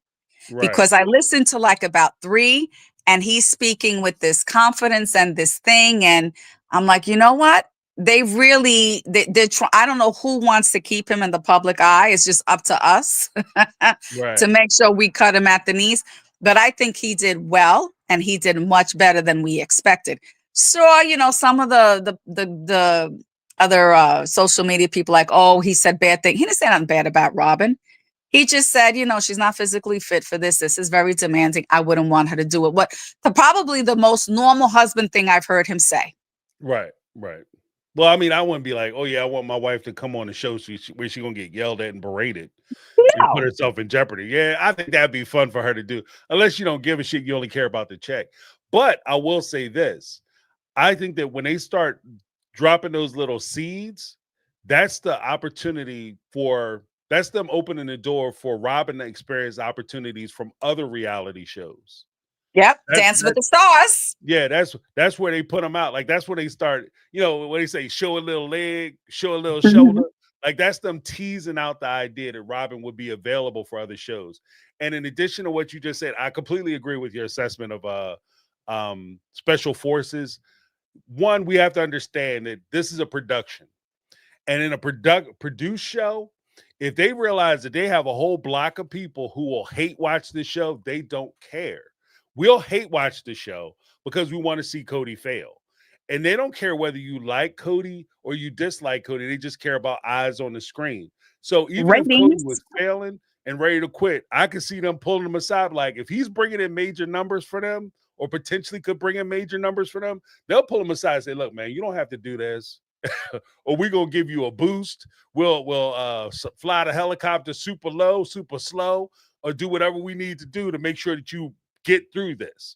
And that's just the way, I mean, the contest shows, there was a show years ago, it was a stand-up show, and they blew the whole thing up about like American Idol, the blind show, I forget the other one. But they basically had a contestant who came out hilarious. His set was crazy, right? And he wound up getting kicked off the show. And all the judges were like, this is ridiculous. We all voted for him. I don't understand why he's not on the show. They pulled him all into a room and told him, the producers don't want him. We already have the people that we want on the show. Oh, shit. So he got knocked off the show. All the people, judges came out. They apologized. You know, I guess I didn't see where it was. But that's what it is. The producers decide who stay on the show. So it's like that with Big Brother, Survivor, any of the shows you watch with what was Donald Trump's old show? The Apprentice. I don't watch none of those. I think I watched 2 episodes of The Apprentice because my uncle, my mother's brother, who died recently, was in finance back in the day. He used to work for, I was an Australian bank. I forgot what it was. And they did business with him. And he would tell me, this is a man, he a man who doesn't curse. Linda, that is the biggest scumbag piece of shit to walk the earth. He don't want to pay for nothing. He tries to cheat everybody out. And he was part of the business with the deal. His bank, an Australian bank that did business with Deutsche Bank, that did the business with Trump. That's what got him into trouble. The man didn't want to pay. And I said, really? And I said, let me. And the only reason I watched it is because out of all the celebrities, no one said anything bad about his kids. Like his kids, you never heard that they were driving drunk or they were in drugs. I'm like, well, there's got to be something good. That's when back in the day when I was really nice and I wanted to see the good in people. Now I'm just like, execute them. Thin the herd. Get the mofo out of here. Yeah, but I don't watch none of these shows. I can't. Naked and Afraid. No, that's some dumb shit. People will do anything for money and I can't. Right. But yeah, that's the way they cast a lot of these shows. So I agree with you. Like if they think Kody can make the show money or bring the show attention, they'll keep his ass on the show no matter what they have to do. If they have to make him look like he's winning, that's what they'll do. So I can see that too. I see that too. But yeah, I think that they totally, because he even said that they had because I just understand how production works. There has to be a negotiation between especially because he's on an active show and he's under contract with TLC. So even if they wanted to bring him onto the show, it's not going to be a surprise. Hey, we're going to just bring you on Special Forces. Show up next week. You interested? No, it's going to be a thing where they have to present the idea to him. They're going to present the idea to TLC, and TLC and Fox have to work out their scheduling. And they have to. They have their own contracts and agreements. Aside, because he is, not to make it sound crazy, but he is basically a property of TLC as long as he's under contract. And so they can't, Fox has to be very careful about stepping on toes, which is also part of the reason why when he was on the red carpet for Special Forces and somebody asked a question about Sister Wives, the only thing he said is that it's going to air on Sunday night. He gave the time. He said 9 o'clock. It's 10 o'clock for me. But he said it's going to be on at 9 o'clock this time. Check it out. I can't answer any questions. Next question. That's the agreement. And if you haven't seen it already, there's his interview in Access Hollywood, which I had to laugh. I've never seen the young girl with her boobs hanging out. I'm like, really? Yeah. But you can see the twinkle.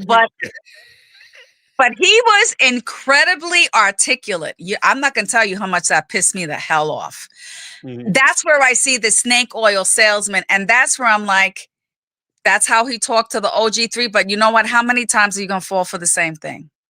Right. How many times? No. You're not going to starve me and then talk to me like that. And then I had a, like it matters to me. It's like, that's why I got to get this out of my system. I told you I got rid of TLC. I'm not watching the season. I'm getting a secondhand. I'm not watching Special Forces. But again, what came through the algorithm is how on television he said how he bamboozled Christine and sold and it's going to be your birthday every day. And the dumbass fell for it. How fucking stupid are you? Right. The D's not even good. You're starving.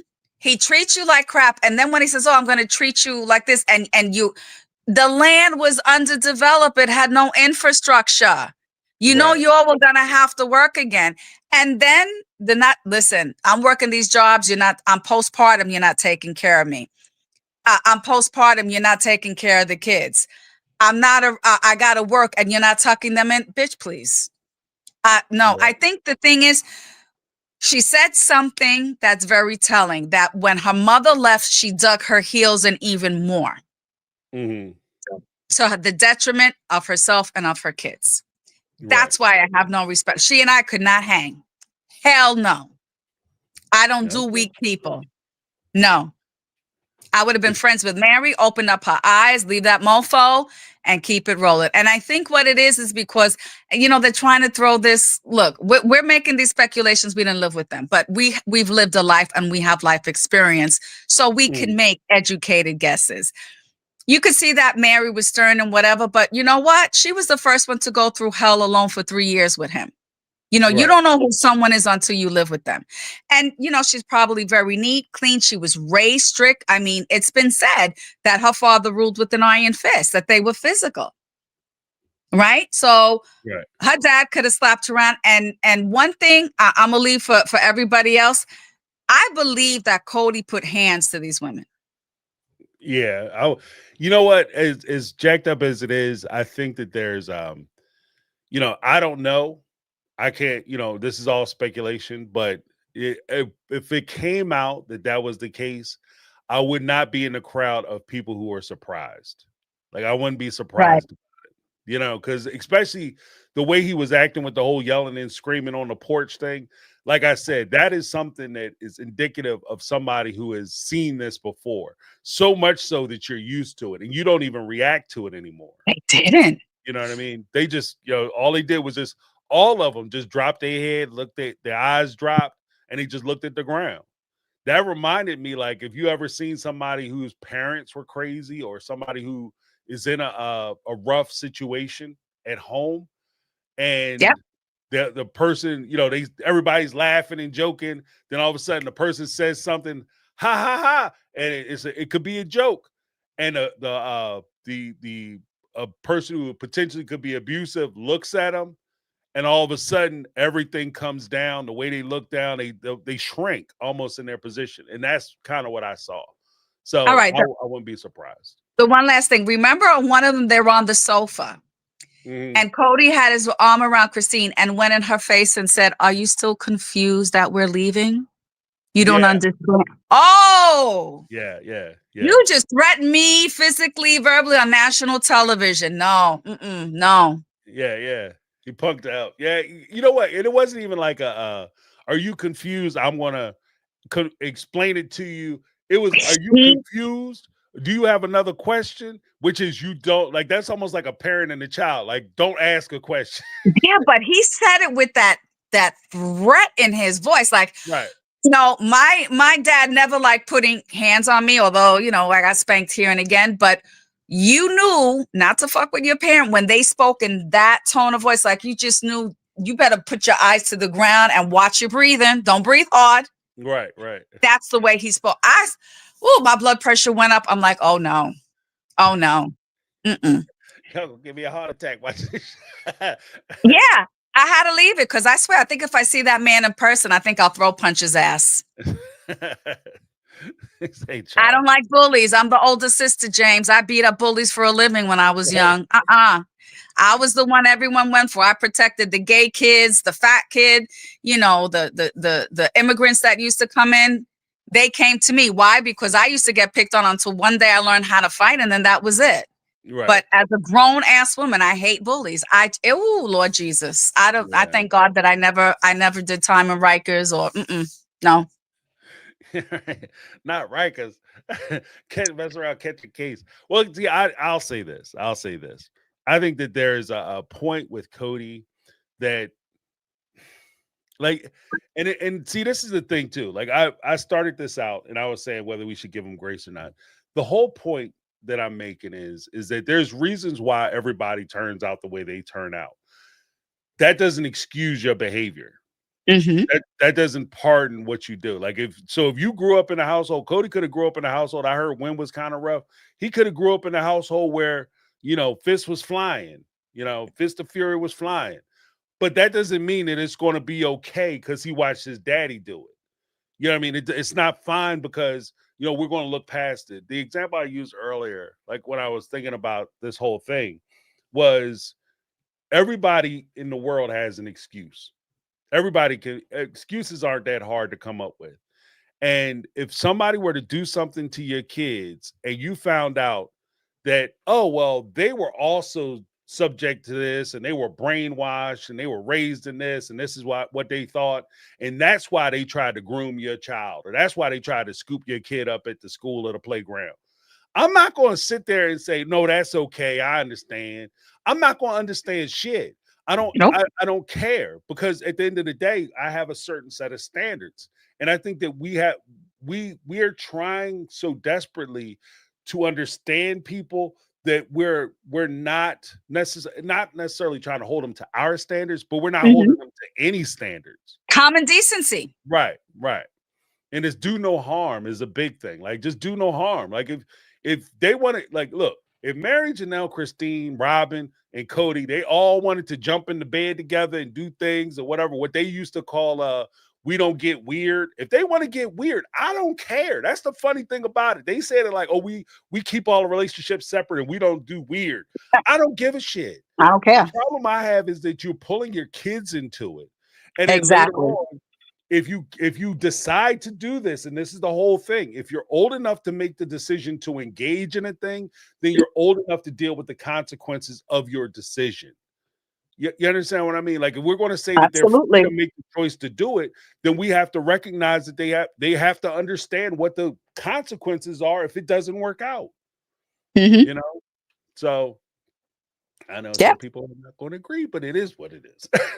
No, it is. It makes a perfect sense. It makes perfect sense. But yeah, ain't none of them getting grace. All of them should be investigated. All of them should go to jail for past crimes. That reparations to the kids, therapy, and get TLC off the damn air. I'm tired of this sickness.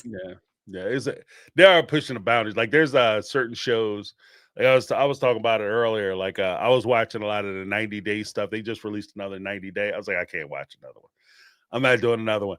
That's a sad thing to me, because at the end of the day, TLC had an opportunity to kind of drop the bag a little bit, because they put themselves in a situation where they're not even trying to come up with shows anymore. They're just trying to come up with, like, the Rehab. gotcha moments, the high sex charge stuff. It's easy fruit. It's low hanging fruit that they're trying to draw audiences in with, and it just doesn't make sense to me. Like, if I want to watch people mess around, I don't have to tune into TLC and pretend I'm watching. I'm watching TLC because I'm curious about how 90-day people do it, and now they're going to jump in the bed together. I'm old enough, I can go on the internet or wherever and watch whatever I want, adult content, if that's what I want to watch. Right. I don't need to watch TLC pretend to take us up to that line. That's stupid to me. So I'm curious about how these relationships work. I don't necessarily want to see them leaving we're about to mess around in the room and TLC standing there with the cameraman. Like, what are we doing? What are we doing? Yeah. So, thank you on that. But I get what you're saying. I get where you're coming from. Yeah. Well, that's my story, and I'm sticking to it. Hang on to your hat, because I think I yelled, cursed, threw shit when you hear me on the speed pipe. So you might want to check it if you were going to put anything on the air. Fair warning. Okay, I went well, all Brooklyn. It's going up. We roll with them. So yeah, so that's an advertisement for this Thursday. We're gonna be doing Speak Pipe featuring Linda. So Oh, Lord have mercy. Please don't. But East thank you New so York much. is in the house. Yeah, right. We have authentic New York, coming through on Thursday. Make sure you tune All in right. for that. But thank you so much for calling in. I appreciate it. Love Thank talking you, to you my always. dear. You have Be a great well. night. Good All right. night. Bye. Good night. Awesome. Yeah, this Thursday it should be fire. Linda letting us know that it's gonna be fire this Thursday. But I appreciate you guys hanging out. I said I was going to try to pull it together in 2 hours. We went a little over by an hour, whatever. But I had a good time. I love hearing you guys' perspectives. And again, I don't think that by us trying to endeavor the attempting to understand where they're coming from, how they grew up, the religion that they were a part of, I don't think there's anything wrong with that. In fact, I like that. That's part of the reason why I watched the show. However, I just want to be fair in our assessments, and we have to be critical and fair in what we're watching and what we digest, especially being as though they're coming out with new content, whether it's through books or additional shows that are going on the spinoffs or going on to other reality shows. We owe it to ourselves and to our fellow fans and cast members and folks who watch the show to be honest about what's going on, especially in light of the fact that all of them have said that they were dishonest about how they presented themselves for the last 18, 19 seasons. They've been dishonest. So we have to start being critical of what we're watching and not just go along with everything that they say. That was the whole point of me coming out with this particular video. Hopefully you guys enjoyed the live stream. Hopefully you got a chance to participate. Let's give some shout outs to some folks. before we wrap things up. Big shout out to Jody Pierce Scholar, always around, always hanging out, dropping good points. Got Lizzie B, who gifted a membership. Thank you so much, Lizzie B. As well as Michelle Woods up in the house. Betty Aldridge always coming through, dropping knowledge. And Truth Bombs making everybody smile and blush. But still my heart, clutch my pearls. And then we have Renee Catalda. We had Raiders Ma up in the house, as well as Kitty. Thank you guys so much for participating. I also want to make sure I thank everybody who called in. You guys were awesome, dropping some excellent points and making some great commentary. So I appreciate that. I love the interaction. I don't mind, and just so I could be very clear, I don't mind the disagreements. If you guys feel a certain way, you feel differently than me, that's awesome. That's awesome. You can be critical of me too. You know what I mean? Be critical of the things that you watch. And the things that you take in. We have to ask questions and make sure that we're not just responding about things that we enjoy on an emotional state, but we're also putting some logic to it. And we're also thinking about things rationally. That's amazing. And before we go, I want to make sure I give a huge shout out to the OG3 of My Take on Reality, the players beyond players, the winners of the Players Ball, the Mega Mods, QT, Caramel Cuties, Brittany, not Brittany, and Lizzie B, the OGs. Thank you guys so much. Let me give everybody who participated and hung out, especially for those who participated in the polls, a little something, something. And thank you guys so much for hanging out with me. Make sure you come back. We're going to be rolling through another week of Speak Pipe Lives and everything else. Make sure you guys keep your subscribe to the channel, click that bell for notifications so you'll notify when we go live. We're going to do another members roundtable this week as well. I'll let you guys know when that drops. Thank you guys so much. Thanks for hanging out. As Linda would say, that's my story. I'm sticking to it. Well, guess what? This is my take. I'm James. This has been My Take on Reality.